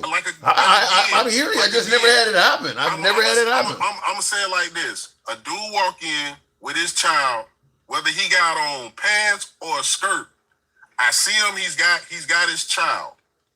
He walks into the bathroom, puts his child in the stall. He either goes in another stall right next to his child, or he goes and he stands there and waits for his child to come out. Yeah. What the fuck is wrong? Nothing. He's waiting on his child. I don't buy into the notion that we shouldn't have transgender bathrooms because the transgender are going to go abuse kids. I don't believe any of that. I'm just simply saying what you're talking about. I've never walked into a bathroom, for instance, and seen a woman in there. A woman in her kid. I'm about to go in here and take a leak, and there's a woman in the kid sit. I've never walked in the bathroom and seen that. So what you're talking about, I guess I just have never caught it. Now, like I said, in the movie theaters, they do have family bathrooms, but it is a room that may only have one toilet, one stall, and a changing table. It's not designed for additional people. Once you're in there with your baby and your girlfriend or whatever, it's not designed for more people to come in and you go in there and you lock the door. It's not for more people to join y'all. You're talking about a room where people can come in and join you. Yeah, I'm talking about a family bathroom. It's for everybody. If you walk in there and all the stalls are took, you can either stay in that motherfucker and wait for a stall to open, or you can take your ass out in the hallway to use the men or the women's bathroom. However, you're supposed to be in there because you have a family or you have a family member that you need to take in there. You're not just going in there just using the restroom just to use the restroom. You're going in there, you notice people are going in there with kids. Because if you're a standalone, if you're a standalone person, they have that bathroom for you. They have a male bathroom. They have a female bathroom. However, if you are a transgender person, you need to have a child going in there as well. But real quick, just to do it again, I want to make sure I see this. Yes or no in the comments. How many of you folks have seen bathrooms like what he is talking about? I have never seen this. That's all I'm saying. I have never seen that. Nowhere I've seen them like that. And they got them. They also have them at the rest stops here in Florida as well. Because again, kids go missing. So what they had to make it to where you can watch your damn kid at all times. So in the middle of the truck stop, but the rest stop, you have the same setup. You have I have a daughter. The other two on the end. Yeah, when my daughter was when my daughter was real young and she was with me, yeah, I would take her in the men's room and she would go in the stall and I would help her on the toilet and close the door and be in there with her. But you're making it sound like, I don't know, just the way you're doing it, the way you're making it sound like full-grown adults, mom and dad are walking in the bathroom together. I just have never seen it happen. With the kids. See, that's the thing you keep missing. So they have to have a kid though. Yes, and that's the kicker. Yes, it's a unisex restroom. However, you're supposed to be in there with a child. Okay. You're not supposed to be in there dolo solo. You're supposed to be in there with a child. Do you favor allowing any gender to come in dolo solo with no baby? No. That's why it's a family bathroom. That's why they have a men and That's what we were talking about. So in other words, you do believe if it's just an adult, they should be separated by genders. You don't believe a man should be able to walk in a woman's bathroom dolo solo. You don't agree with it. Listen, so again, dolo solo, a man should not walk into a woman's That's bathroom. what we've been talking about. But no, you didn't. Yes, it is. You asked me, what it was that I had going on here in Florida. And I told you, they have unisex bathrooms in the middle that you and your kid can go in there and use the bathroom, whether it's mom and dad together with the kids, or whether it's just dad and his daughter or his son, whatever the case may be. But you do want adults separated by gender. You're because I thought you were on the side of my last caller, but now that I said I don't believe in that. Now, mind you, if a person has went and did the whole Jenner thing, the whatever his name is, Jenner, the track athlete, you know, he done snip and if they had the surgery. Well, what can you do? Yeah. Like, really? And then on top of that, like, really? How about this one? How about this one? Caitlyn Jenner has not had the surgery. Should that person be able to go in the men's bathroom? Say that again? Caitlyn Jenner, a.k.a. Bruce Jenner, has not had the snip-sip surgery. What bathroom should that person be able to go in? Well, number one, if they still looking like a female, I'm just going to assume that they're going to go to the female bathroom. That ain't what I asked you, though. That ain't what I asked you.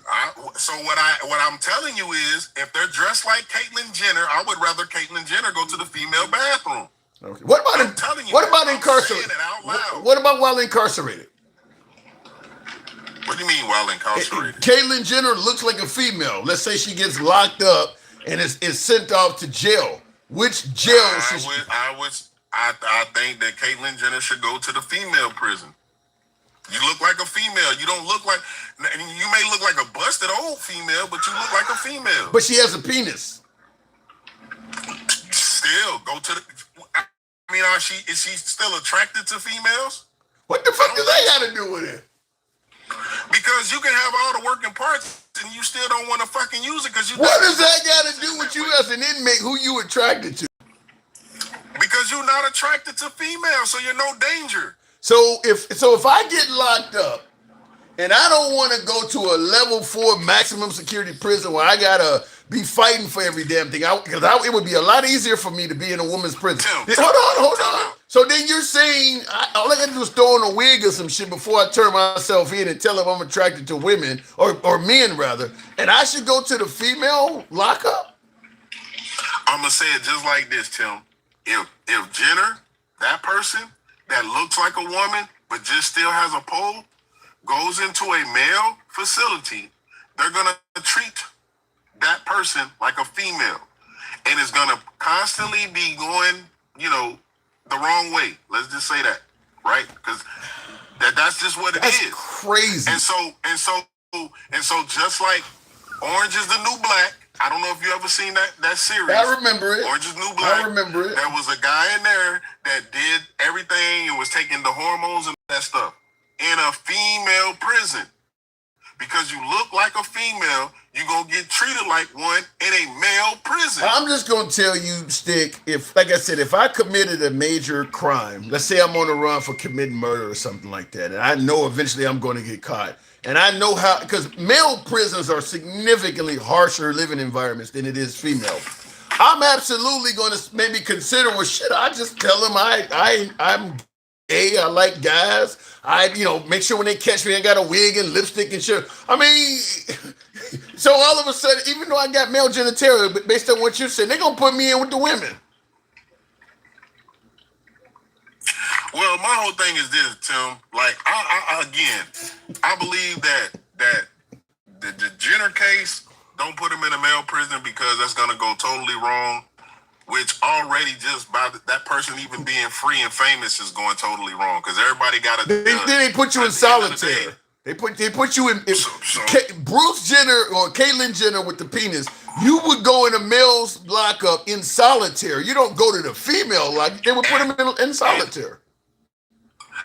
So again, now instead of just being there doing his time, he's got to again worry about getting great. He's got to worry about being alone until his stint is over with. So again, throw his ass in a goddamn female camp. Be done with it. Wow. Let him do his time. He ain't gonna get great. It is what it is. Like I'm still trying to figure out what the problem is. Less harm. It's less harm being done. You guys are on my left flank. I got to move it on, but just don't say this before election time. Let's not have this conversation anymore. I can't believe you guys think like this. So, no, it's not that we think like this. It's that the people that lean right, they always think like this. And this shit ain't helping my pockets. It's not helping. I agree with all that. I agree with that. It's a deflection. Hold on, Tim. Hold on, Tim. Fuck the deflection part. It's a derangement. It's TDS at its best. Trans derangement system. That's what that is. It's TDS. Trans derangement system. They got it, right? All right. You know your ass got trans derangement syndrome. God. Like, so at the end of the day, just like motherfucking Morgan Freeman said, stop talking about it. We don't give a fuck. We not in their bedroom. We don't care. Just as well as y'all don't care that Trump is raping y'all blind, just as well as y'all don't care that his kids is raping y'all blind, just as well as you don't care that his stepson, whatever his name is, son-in-law, Jared Kushner got $2 billion before in the first term. Fuck you too. Like we don't give a fuck about them people in their bedroom or what they got between their legs, right? What we care about is the shit that y'all said that y'all care about. I'm worried about my gas prices. I'm worried about my groceries. I'm worried about these new kids getting daycare. I'm worried about motherfucking this war with Iran. Like, I'm worried about shit that I need to be worried about. I'm not worried about no motherfucker that I don't need to be worried about. That's just fucking point blank. All right. I don't disagree with you, but I wouldn't say it out loud. I got to move it on, Stick. Thank you. And that's what I'm saying in regards to this whole thing is it's just like Project 2025 on the right.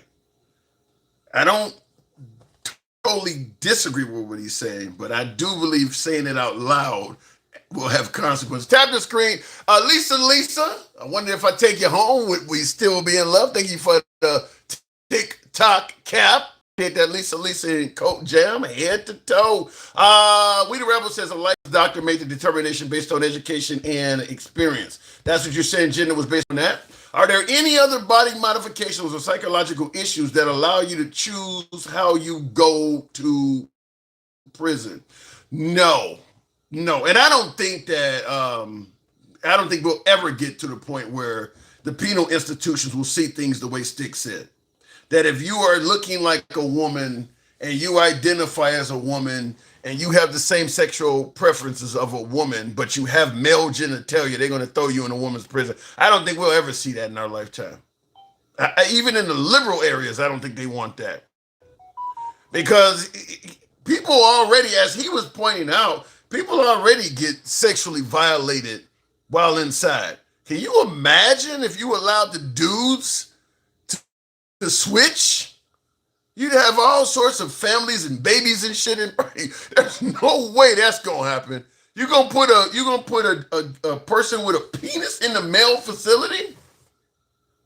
And even if a person is truly operating as, let's take Caitlyn Jenner, somebody who genuinely is going around as a woman, or RuPaul or something. I think RuPaul's kind of still doing the man thing, but let's say you get somebody who you know is gay, who has no attraction to men, even though they were born a biological male. If you lock them up and they got a choice between that or nothing or their hand, some of them are going to revert back. Just like you got a lot of straight dudes that get locked up and what they call it, gay women's lockups. You're gonna start having babies and all kinds of shit going. I don't think that'll ever happen. I don't think I don't think even a pro-trans crowd would ever do that, because it just opens up the door for what I just said. Nightmares like that. In the comments though, Tim, there are multiple men in women's prisons already. Men with penises? Is that the plural word? What is penis plural? Penises?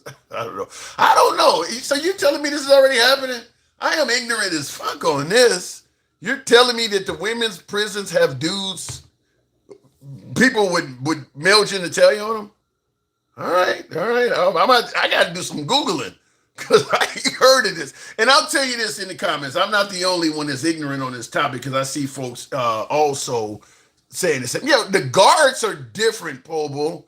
We're talking about the incarcerated population, not the guard. Yeah, there are female guards that work in men's prisons, and even they fall victim sometimes because you can't control who you fall in love with. There are plenty of female guards that actually fall for some of the male inmates and get banged by them. Can you imagine if they're both in a cell together as an inmate?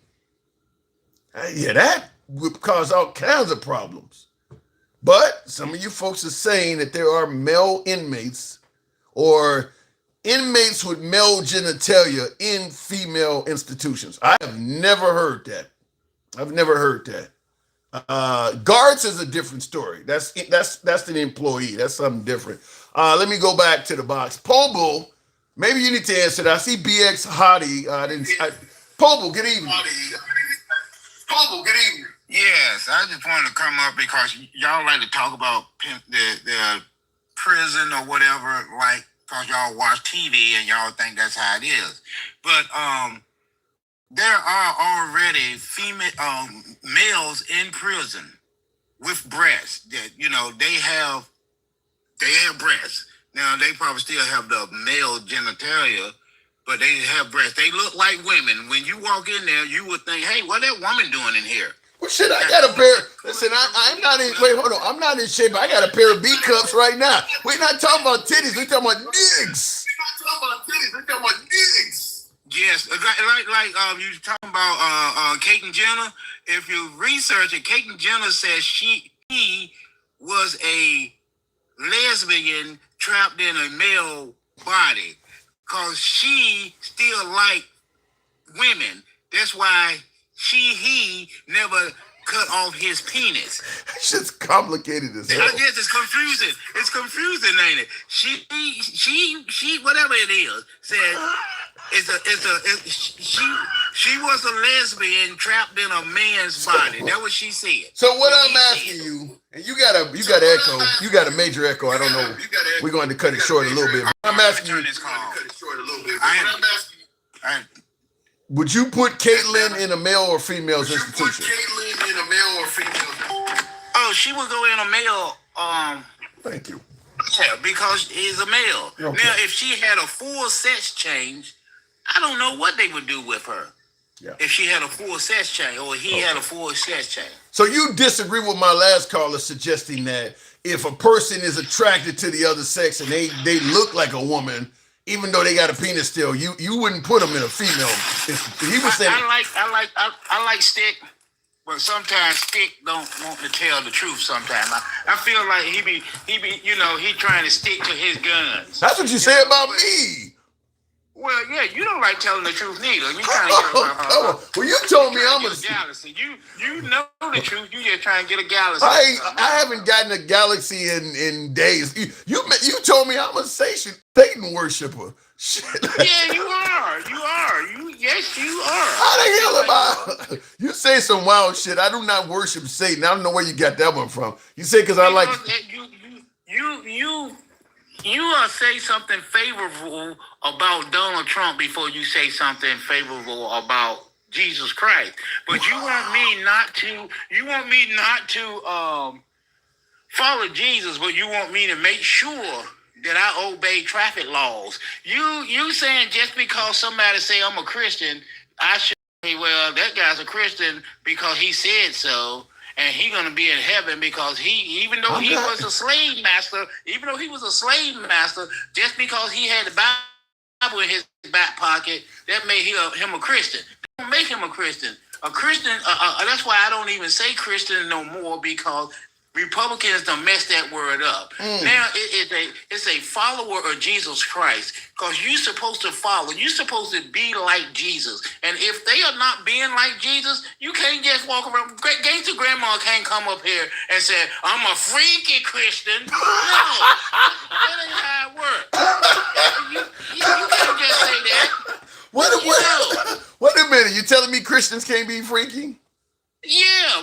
In their bedroom and what they doing, but they can't walk around here telling you, Tim, I got a bigger penis than you. I'm eating, I'm shaking, I'm doing all this. Hallelujah, praise the Lord, I'm a Christian. No. That ain't how it worked. Was Jesus doing that? I don't know. I mean, listen, Jesus was taking ribs out of women and making whole other broads out of it. You supposed to act like Jesus. You supposed to be a follower of Jesus Christ, try to be like him. If you're not trying to be like him, you can say, I'm a Christian all I want. You're going to hell. If you're not, and I know you said, well, see, there you go. Now you're making me scared. Why you got to scare me and make me be like you? Why you got to scare me, Mr. Officer? I got to obey the officer laws. I got to obey everything else, but the man who created everything, I should have to obey him. Why did you add that? I'm not gonna yell with gangster grandma. I'll drop you then. I'll drop you. Listen. You could brought her up. No, she said she didn't request, so I dropped her. But you're telling me you can't be a Christian and promiscuous. Yeah, but you don't in your bedroom. You can do whatever you want in your bedroom. But run around here, that's what it was made for, to create humans, you know. But you can't just. You should be like Christ. You should follow the scripture. And running around telling everybody I'm screwing everybody, men, women, and everybody. That's not like Christ. That's not what the scripture says. She said that, listen, she's been paid by some white males for pegging and dominatrix type stuff and things like that. Yeah. So is that Christian? I don't know. Mike Miller, thank you for the hat mustache. I don't get it. I gotta thank the few supporters. But I don't know. What are you saying, that excludes you? What about if you do go around pegging folks for money, but you still believe in the Lord? You can't get in? Okay. I went to college, but I didn't study or nothing. Do I still get a diploma? Did I still get to graduate? Do I still get to be a doctor and do heart surgery on you, Tim? I went to college. I did go. But I'm under the impression. I didn't do anything I was supposed to do there. You gonna give me a diploma? No, but I'm under the impression as long as towards the end you confess your sins and confess your love of Christ, he'll forgive anything. Are you disagreeing that he won't forgive it? I'm not disagreeing with that, but God knows if you truly mean that. So you've been doing bad your whole life. I'm getting ready to die now. On your deathbed, you're gonna ask for forgiveness. Yeah. Now, so this magnificent, wonderful God do you really mean that?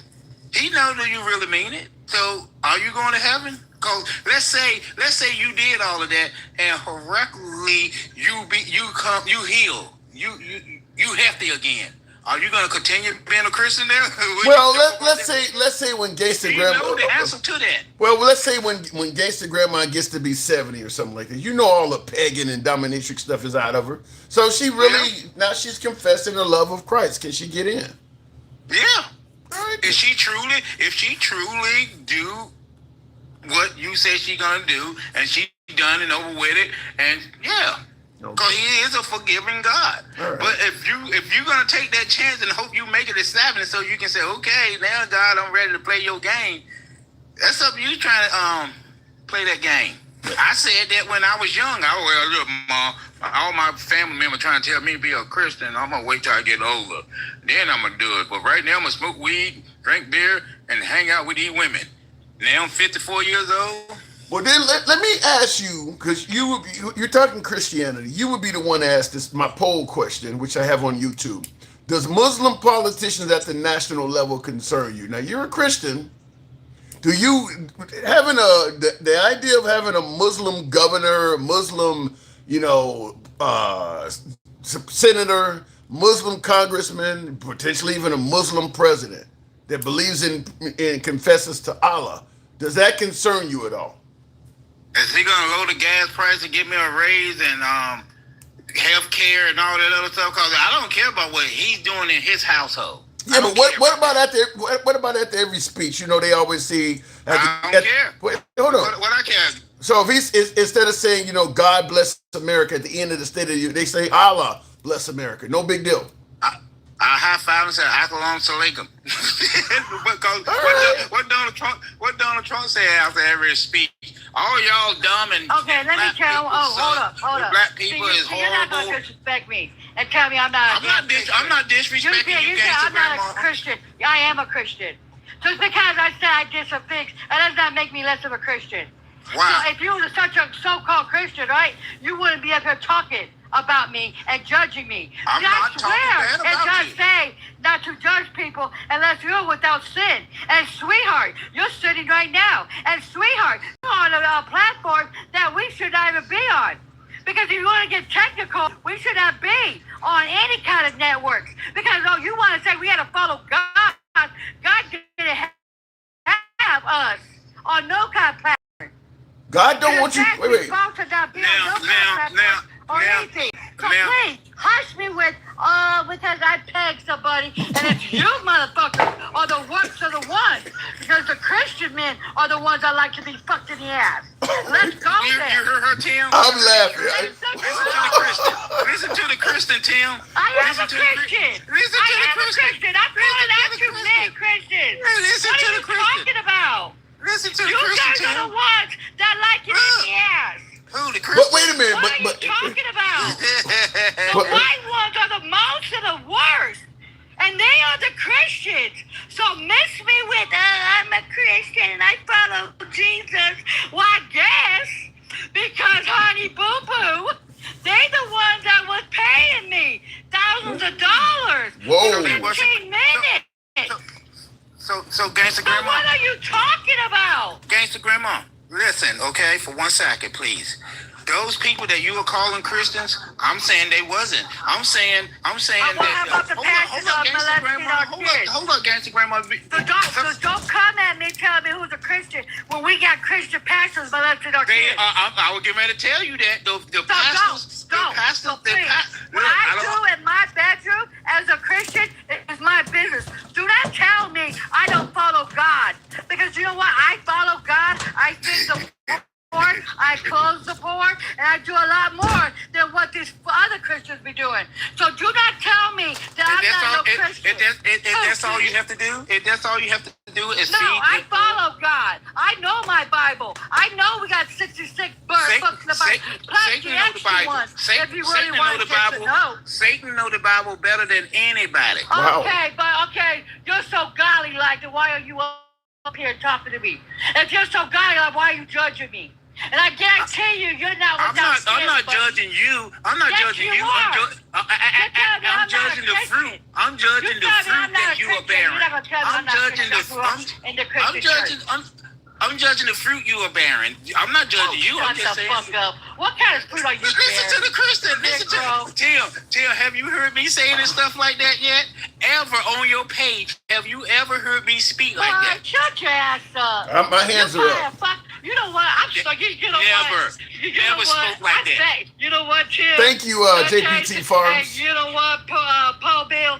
You're going to get really offended by this. I really don't give a fuck. No, I won't. But yes, I bet you are a fucking lame in the bedroom. If you think Christians are not fucking freaks, if you think lay on your back and you'll just fuck your woman lay on your back, I guess, and you never ate coochie and you never bent a woman over, I guess you are a lame in the bed. Because honey freaks, we like it like that. We like being bent over. We like it like that. We like being choked.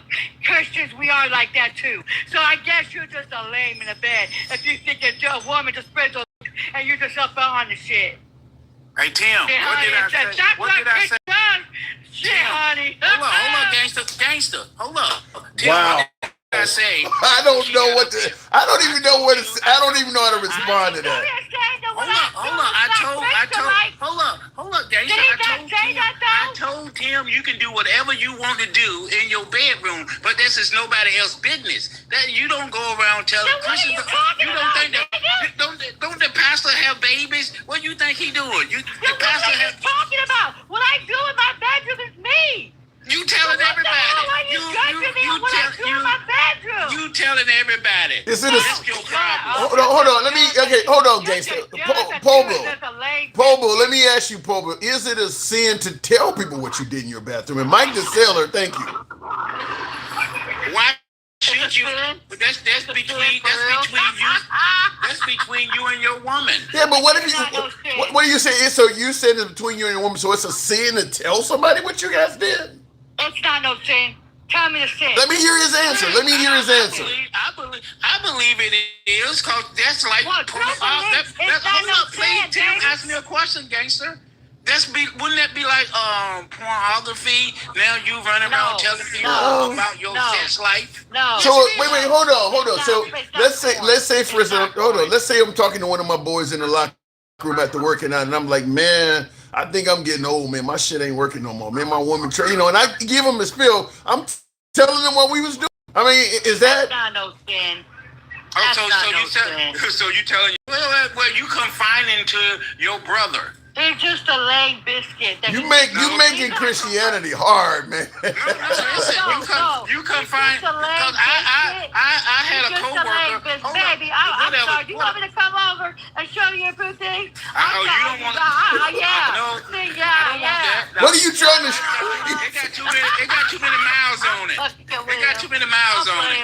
playing with him. He said I don't want that.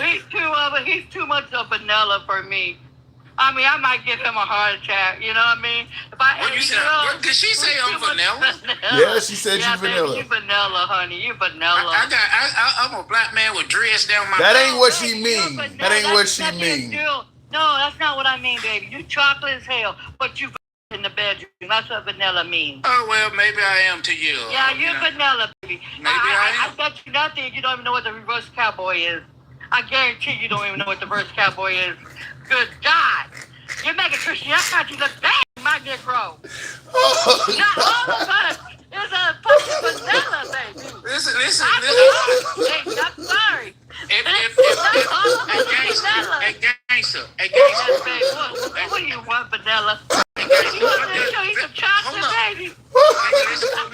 Can you listen for a minute? Yes, The Bible said the road to Christianity is a narrow road. Ain't that many people gonna go? So if it's easy, like you say, all I gotta say. Easy. So I never said Christianity was easy. What part? You said. Listen to what you said. Tell me I'm not a Christian, though, dog. You can't tell me. As much crap, no. I have deep faith. Just because I'm 2 not minutes. vanilla, because I'm not vanilla, and I don't swing your way. Wow. Doesn't mean I don't have my Christian beliefs. You cannot tell me that, dog. Can you tell me what is Christian belief then? Because all I heard in Christian belief is I got a dildo. That's not my Christian belief. I plug people. Dog, that's what I do. That doesn't mean I don't believe in God. What are you talking about? I smoke weed. I do everything in the world. Everything that the world have to offer me. I utilize it. But who did you vote for? Hallelujah. Who did you vote for?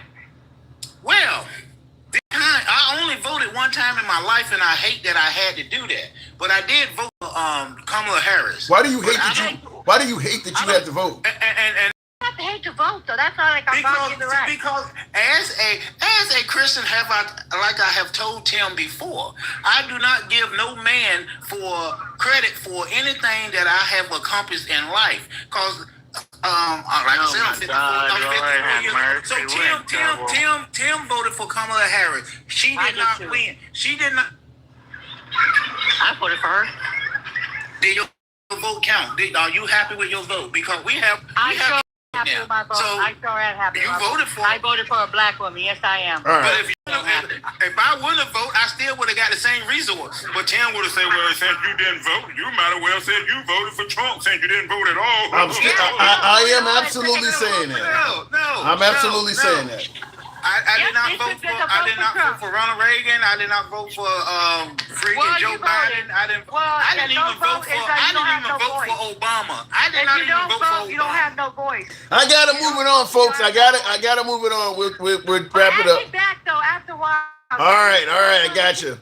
Paul Bill, you gotta come. It's amazing you haven't came up with all that. You come up anytime. I'm sorry. I kind of like Gangsta Grandma. A lot of times I use that's a commercial break. When she come on, I usually go somewhere else and look at something else, or I usually leave your live. She got all kinds of skills you can learn from her. You need to listen to her. I don't need no skills. I'm good. Sound like she could give you the Holy Ghost. He's shocking, knocking. I got him on though. Paul Bill, thank you. He gave me the Master P. Make him say, in the comments real quick. That went off the rails. Okay. Red states pay less in taxes than all blue states. Much less. So much less these states have budget deficits. Almost all have military bases, says Godman. Yeah, they do also have far less safety nets in red states. The amount of folks that are insured, and just all of the things you might need if something go wrong. The red states do not. The red states have that pull yourself up by your bootstraps, self-reliance mentality. If something go wrong, you need to figure it out. There is no safety net for you. They do believe that. A lot of folks on the right say if you don't work, you don't eat. Even if you're not working because you're disabled or something. It is a pull yourself up by your bootstraps mentality. Going back to the box. By the way, the poll still goes 458 respondents. Do Muslim politicians at the national level concern you? I mean, this is a high number, considering that the Democrats are propelling Muslim politicians to Senate and things like that. 44%. And this is a decent poll number. I mean, my poll is growing, but 459 people out of an audience that I have folks on both sides or all sides. 44% say, yeah, Muslim politicians at the national level do concern them. 56% say no. Handsome conservative, how would you answer that? Okay, first of all, what was the poll? Do Muslim politicians at the national level concern you? Muslim senators, trying to put Muslims in the Senate. Yes. You say yes. Yes, you don't have to finish. Yes. Why? Yes. Why? Because they worship a false religion, a false god, and they try to, their narrative is to make everybody Muslim. That's in the Quran. So everybody is to become Muslim.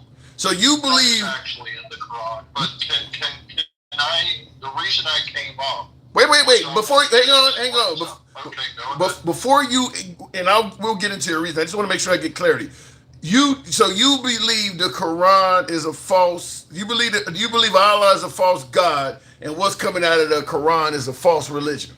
Yes, because the Quran tells the people. The Quran says to follow the people of the Bible, and the Quran contradicts the Bible. But when you ask a Muslim why they follow the Quran, they say the Bible has been corrupted. But their own book says the Bible cannot be corrupted. So it is a false religion. And that is all directly from the Quran. It cannot be disputed. I challenge you to look up the Quran and look it up yourself. Wow. But that's not why I came up. Why did you come up? Why I came up is those last two guests were making incredibly complicated on the topic of religion. Right, I agree. Okay? I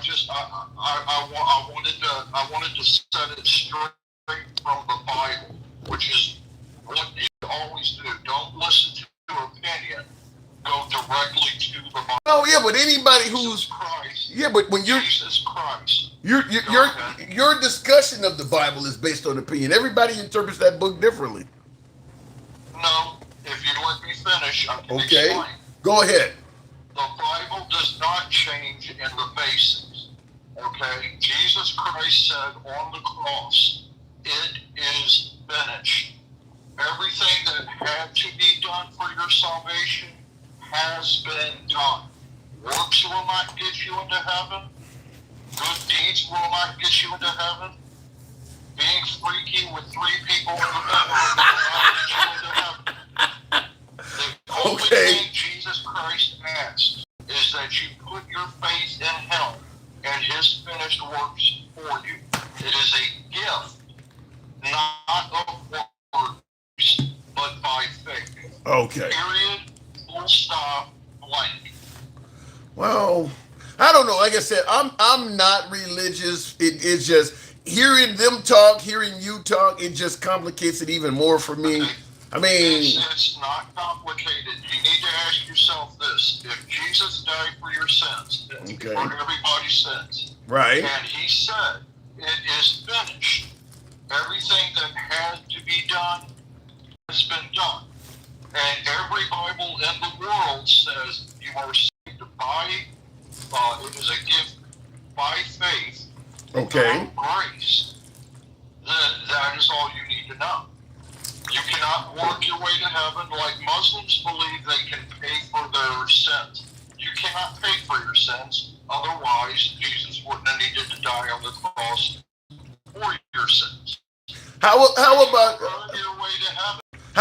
this? You can't work your way to heaven. I was told to ask you, is Jesus black? Or was he black? Jesus, that's a good question.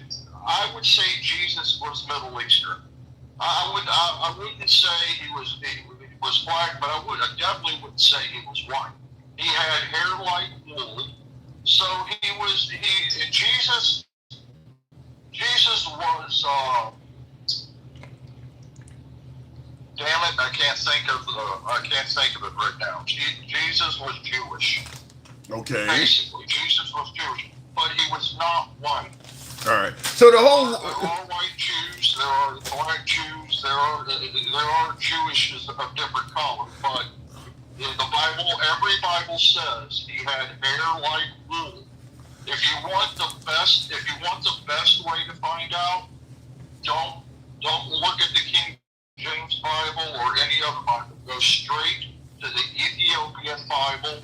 It's the oldest Bible in the world, and it has all full 86 books. Let me ask you. Ours has 66 or something like that. Let me ask you: is it a sin to deliberately try, I guess, for racial supremacy purposes, to alter the appearance of Jesus, like to lie and say he's a white guy when you know he's not? Is that considered a sin? I mean, you know. No, it's not. It's not a sin. How can it be? Let me explain it to you like this. I was told this a long time ago, and I believe it holds true now. If you are worried about the color of the skin of Jesus Christ, you are missing the message. The message is we are one race, and that's the human race. Black, white, you sound like Smokey. It does not matter. Here's what I don't get. How can it be a sin to use Jesus' name in vain, but it's not a sin to deliberately lie about his appearance? I don't understand that. Ask Jesus when you meet him. But all I can tell you is it is not complicated to be saved. The Bible's very clear. You can be sure for you. Salvation is a gift, not a work, so no man may boast or brag. I mean, we are all sinful. If we could pay for our own sins, he wouldn't have to go up there. Yeah. What is the doctrine of discovery? The doctrine of discovery is a 15th century policy that, like Christian European powers, claim lands inhabited by non-Christians simply by discovering them, treating those territories as theirs to possess. John Marshall introduced it into U.S. law in the 1823 Johnson v. McIntosh case, giving the discovering nation title over other nations. It's been condemned as a colonial, racist ideology and was formally repudiated by the Vatican in 2023. Indigenous peoples continue to challenge its legacy. Alexa, you familiar with that, conservative? I apologize, maybe I'm on a different platform. That was very garbled. I didn't hear much of anything. All right. Basically stealing land, European stealing land from dark peoples. I mean, it's more colonization. First of first of all, everybody owns the land. We all came from one place, all of us. We all spread out. The Bible tells you this. We all spread out all over the world. That's what we were supposed to do. That's why people moved to China. That's why people moved to England. That's why people stayed in Africa. We all came from the same place. We all spread out. Africans do not own Africa. They did not create Africa. They did not make the land. It doesn't belong to them. You don't own the land. The Bible says we were supposed to go forth and multiply, and that's what we did. We spread out after the Tower of Babel. We spread out to all lands when he used the language. That's also in the Bible. We spread out everywhere. Do you think humans just automatically popped up on each continent willy-nilly? They all came from the same place. Their skin color changed due to the environment that they lived in, but we are all spread out. Yeah, that's also in the Bible. I've been told we all African in our blood, so everybody's African American in this country.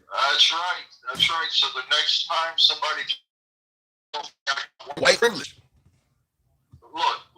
I think the whole privilege thing is cute. It's adorable. It's a great talking point. Shit, that shit is real. That shit is as real as our conversation. The truth of the matter is, it only serves one purpose, and that's to divide people like you and me. That's the only purpose it serves. It's a man-made thing to tear you and me apart. We all come from the same place. Wait a minute, hold on. So you let me make sure I get this clear. So you don't believe white privilege is real? I don't believe white privilege is real. I do believe that people can be racist from both sides of the aisle. If you want to talk about race, Do you believe? Do you believe? Like your last guest today, he was talking about. Or that video you played. Excuse me, it was a video you played. He said on the video. Yeah. It was Michelle Obama ended her talking point with, and that's racist.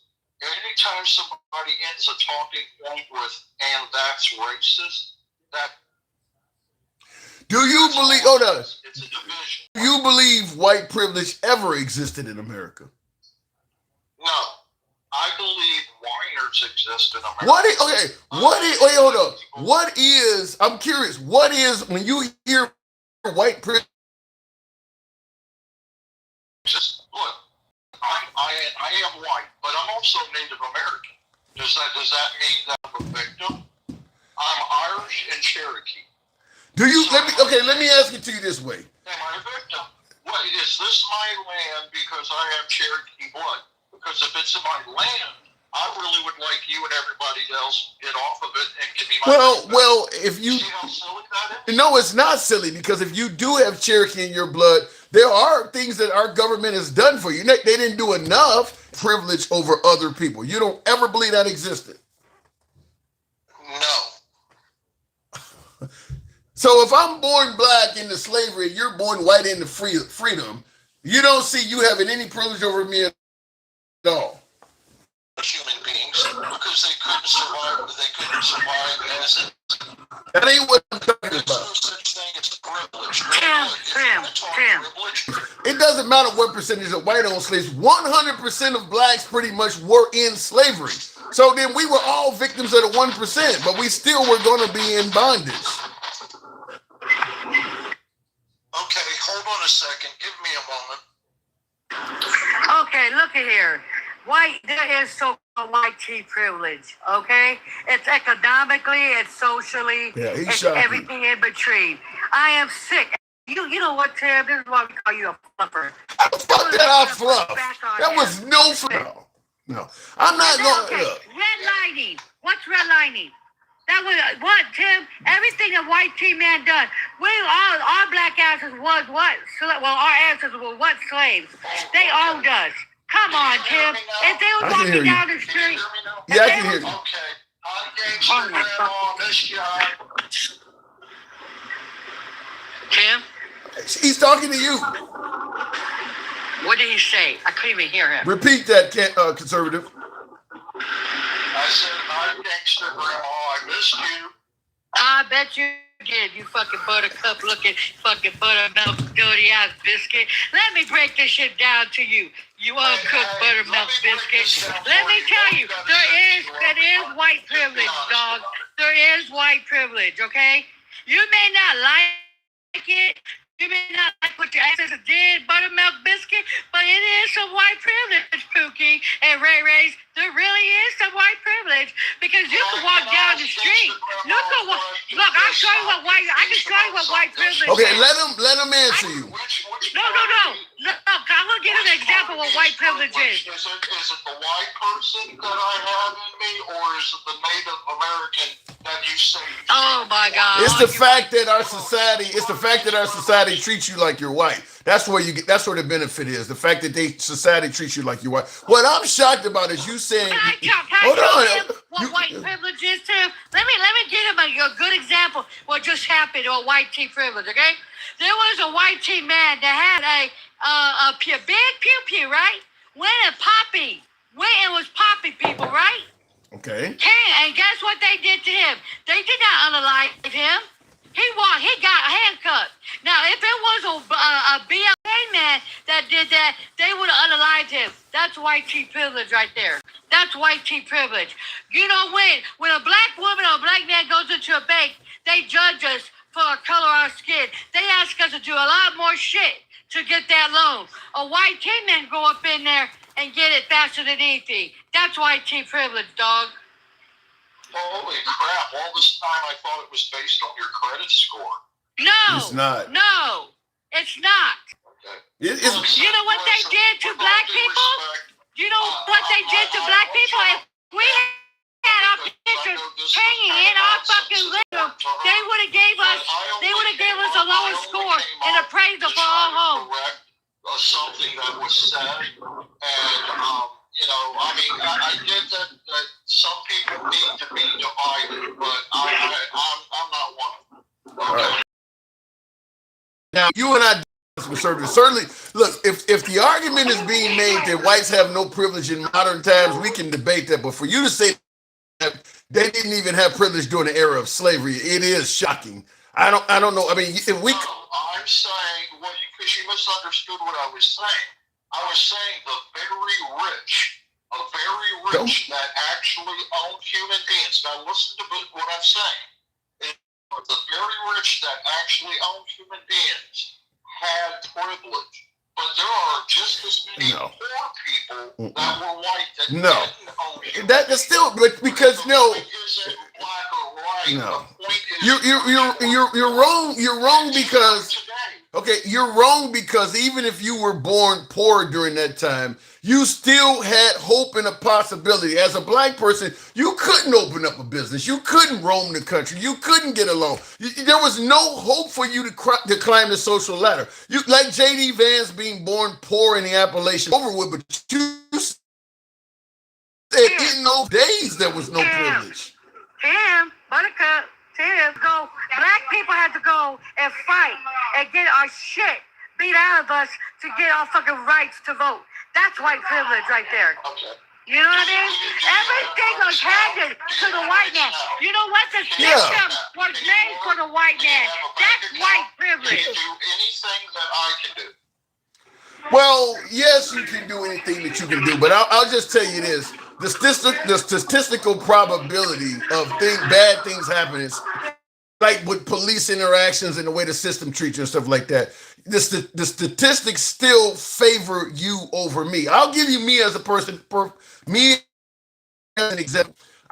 Even though I was buying properties and thinking that things was going well, I class act to Countrywide Financial, and there was another bank I was fucking with. They were deliberately giving higher interest rates to black people, and they had done it to me. And there was no way for me to know that. I didn't know. But they had deliberately gave so yeah, there's still stuff. No, you're not. It ain't as bad as 1920. Can I ask you a question? Did you say that was when you were buying property? Yeah. Okay. Can I just point this out real fast? Sure. That's some black privilege. I've never. You're not hearing what I'm saying though. What I'm saying is if I'm trying to reach the upper echelons or become middle person is doing it, and they're giving that white person better interest rates than me, then that means that person may be able to get an extra car this year, or maybe be able to branch out and do some remodel the kitchen or something, because they're paying a lower mortgage than I am, and they're only paying a lower mortgage because they're white. They got my rate higher. That's privilege. Let me say two things, and I'll drop down because I know Gangster Grandma wants to talk to you. All right, one, keep with the division and see how far it actually gets the Democratic Party, because it hasn't worked so far. You think the right is preaching unity? And number two, I don't want to be divided from anybody. I don't think I'm better than anybody. I don't think that the skin color matters. So I'm going to stay on my side of the lane. My side of the lane is all white. Your side is all white.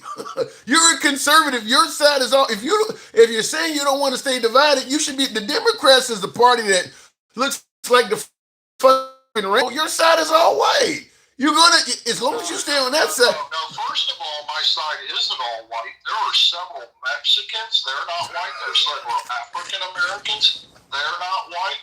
There are several white people. There are several Indian Native Americans. They're not white. And they're all in the Conservative Party or the Republican Party. Okay. That's not true. All right. But the Democrats, you know I can't be a Democrat. I can't stand for murdering children. I understand the pro-life stance. I do understand it, but I'm telling you, if you're in favor of unity as opposed to division, now you did vote for Trump. Trump has been talking division ever since coming down the golden escalator. So I don't. Yes, but what did I tell you? What did I tell you? Do you remember what I told you? You told me, yes. You do get a point, because you did say the reason you stopped voting for Trump is he was preaching division. So I do give you credit for that. All right. So look, I really do want to go. I know Gangster Grandma is wanting to talk to you. I just came up to say what your subject was before. They were making it complicated, and I thought some. You just need faith. That's it. All right. Handsome Conservative, always a pleasure. Thank you.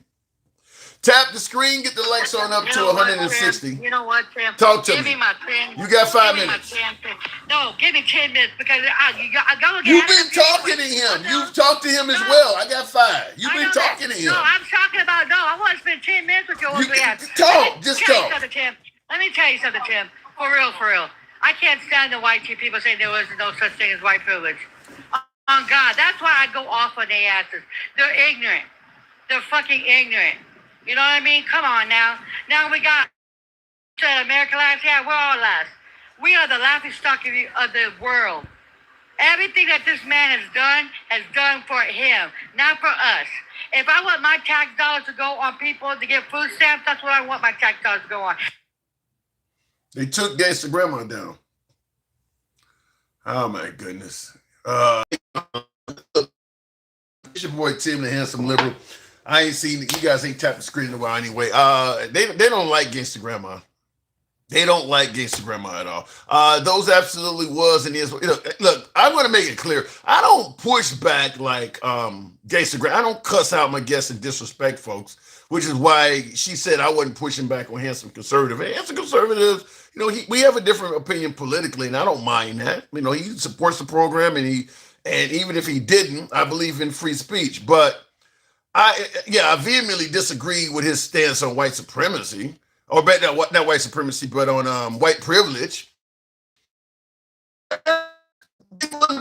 There are plenty of white people that admit white privilege exists. For the most part, if someone is telling you white privilege doesn't exist or never has existed or whatever the case may be, it's always someone on the right. Don't figure why. I don't know why only people see it that way. the left and the independent community do see it.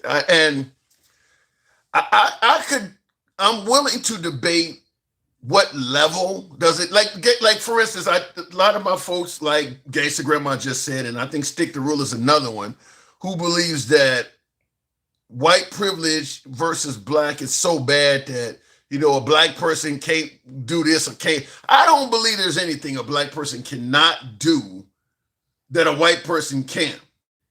I believe it's a statistical probability, though, that there may be a adverse encounter for blacks, certainly when dealing with the police. Like Sandra Bland refusing to get out of the car or something like that. So you get black folks like Stick saying, well, that shows that I can't resist getting out of the car. They're going to just kill me. No, that doesn't happen to everybody black. There are plenty of videos of black people not cooperating with police and fighting back, and they don't all die. They don't all get tased. They don't all get beaten. And there are some white people fighting back that do get tased and do get beaten. But as I said, I go by the statistical probability. The statistics say that you are better off in those encounters being white than you are black. It doesn't guarantee you're going to have a better outcome being white or a worse outcome being black. But the statistics are in your favor if you're white. It's like playing a game of blackjack at the casino. You're not guaranteed to lose. You're not guaranteed to win. But there are statistics involved. You are more likely to lose than you are to win. And that's where I go with. Now, that's in modern time. That's in 2026. The statistical probability is more favorable for whites than it is blacks. Doesn't mean you're guaranteed a damn thing, because there's plenty of whites who'll tell you, I had to work hard and all this stuff. Yeah, but the statistical probability of you climbing a ladder and things like that, there's just who is black. But that doesn't mean somebody who is black can't reach the pinnacle of success either. But that's in 2026. 1956, 1926, the statistics were worse back then. The statistics were much worse back then. Like I mentioned, playing the game of blackjack. You have a chance of winning, but there's a greater chance the house is going to beat you. 1956 is like making you get up from the blackjack table and sit down at the slot machine. Now you have a significantly lower chance of winning per pool than you did playing blackjack. And if you go back to the 1800s, now it's like playing the lottery. Not to say you still can't win. Maybe something may go in your favor, but the statistics are not on your side. There are African Americans that may have prospered even in the 1800s. But like I said, now you're talking lottery odds. Early 1900s, slot machine odds. Now, blackjack odds. That's the point I'm making. And I do believe those odds is where the privilege lies. You're better off being the house than you are the player. But the house can lose to some players. You're better off being white than being black. But just like some players can come to a casino and win, some African Americans can prosper. The odds are in favor of the house, but that doesn't mean people don't occasionally win. That's the way I look at it. So I don't believe anybody is guaranteed to fail in 2026, even if you're a person of color. I don't believe you're guaranteed to fail, guaranteed to have a bad outcome with the cops. I don't think any of that is guaranteed. But the statistical probability of it happening is greater for people of color than it is for white people. And like I said, there's people in law enforcement that will tell you that. So go figure. And we are all entitled to our opinions. That is true.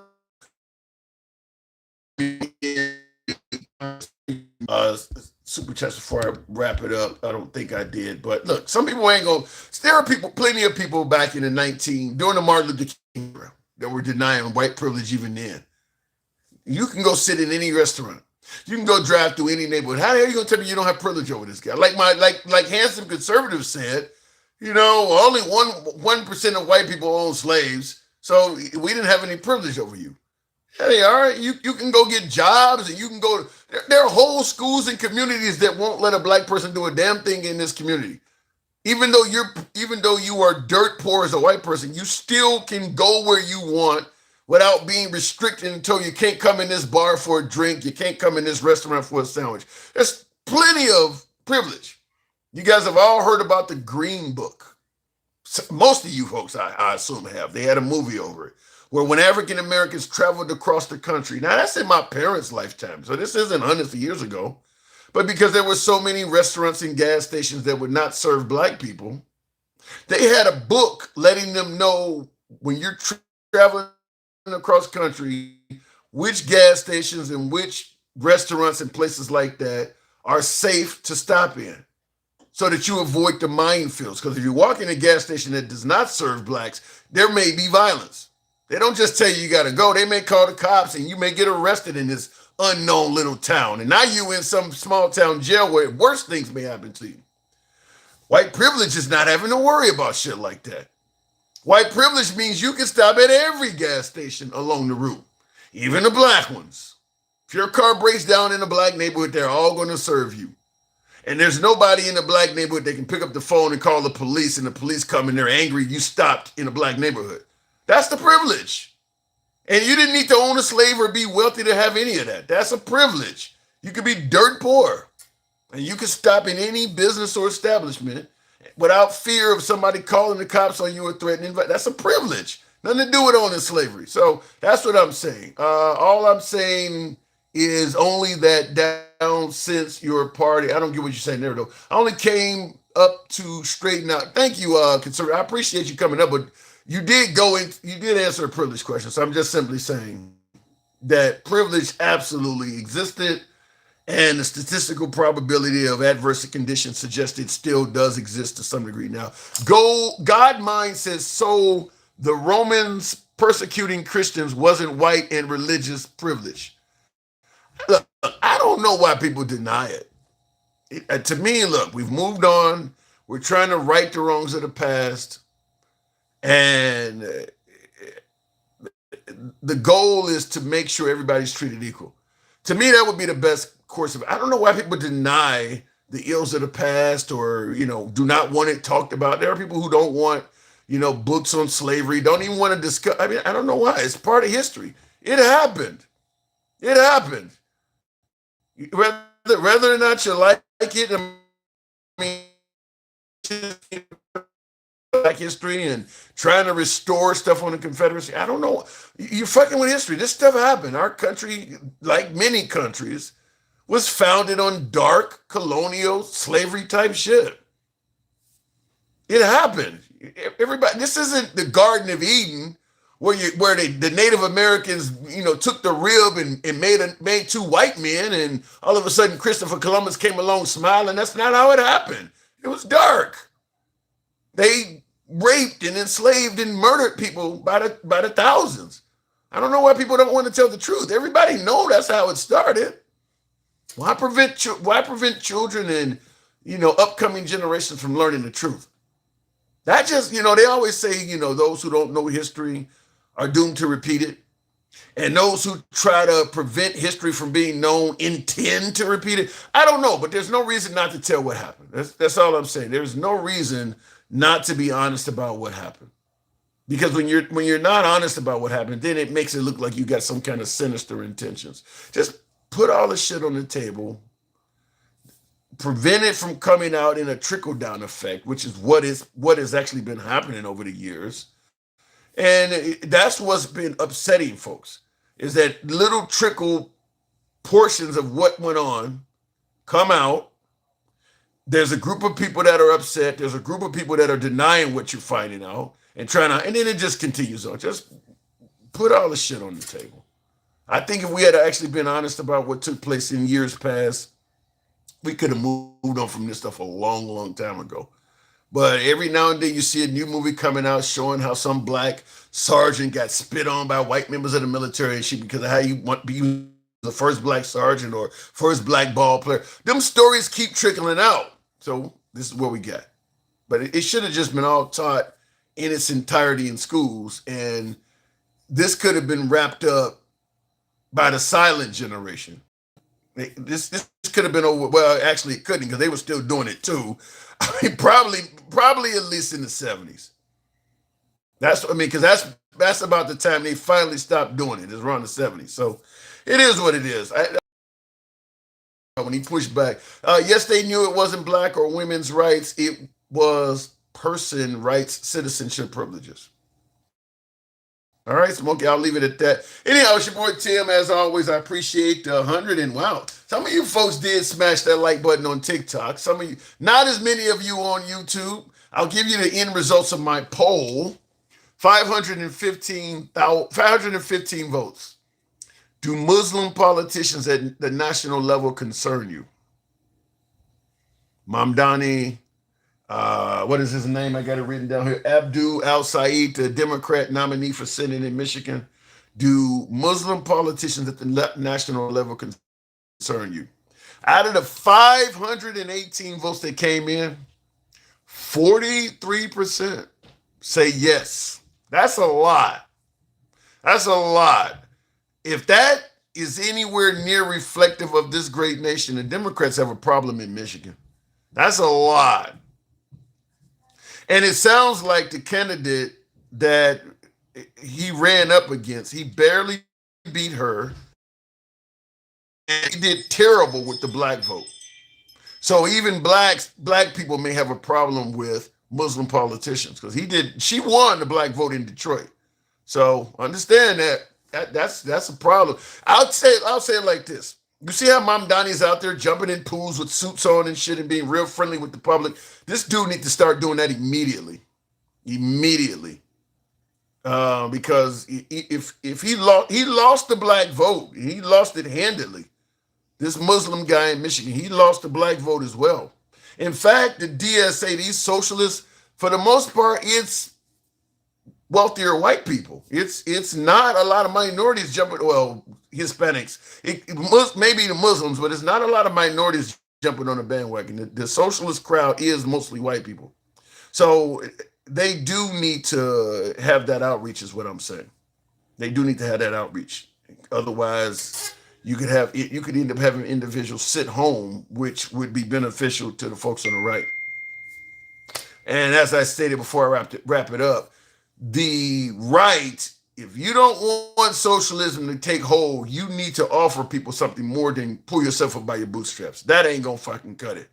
People are complaining about tuition, daycare, fucking minimum wage increase, healthcare. People complaining about stuff and talking about they're working 2 and 3 jobs and can barely afford stuff and responding with pull yourself up by your bootstraps. That ain't gonna work. The right side of the aisle has got to offer to do something for people. And they're just not. Everybody is not going to, a tax cut is not going to solve the world. You got to offer more than just a fucking tax cut. Telling a homeless person I'll give you a tax cut is irrelevant. Telling somebody who's making $30,000 a year, you'll give them a tax cut, ain't going to do shit. Like Trump talking about no tax on tips. And that stuff is, an Uber driver, look, it helps a little bit, but they limited at $25K to begin with. That ain't going to significantly improve the quality of that person's life. It's going to take more than tax cuts. That shit helps out the people at the top, not the person that's entry level. The lady behind the counter at Dollar Tree, a tax cut ain't going to do shit for her. So the right, if you don't want this socialism shit to take hold, you got to do more. You got to offer the people more than pull yourself up by your bootstraps. I got to go. I'll catch you guys tomorrow. Thank you for tuning in. Follow the program if you're watching on Instagram, Substack, TikTok, or Clapper. If you happen to be watching on YouTube, give your guys a sub. See you tomorrow. Got to go.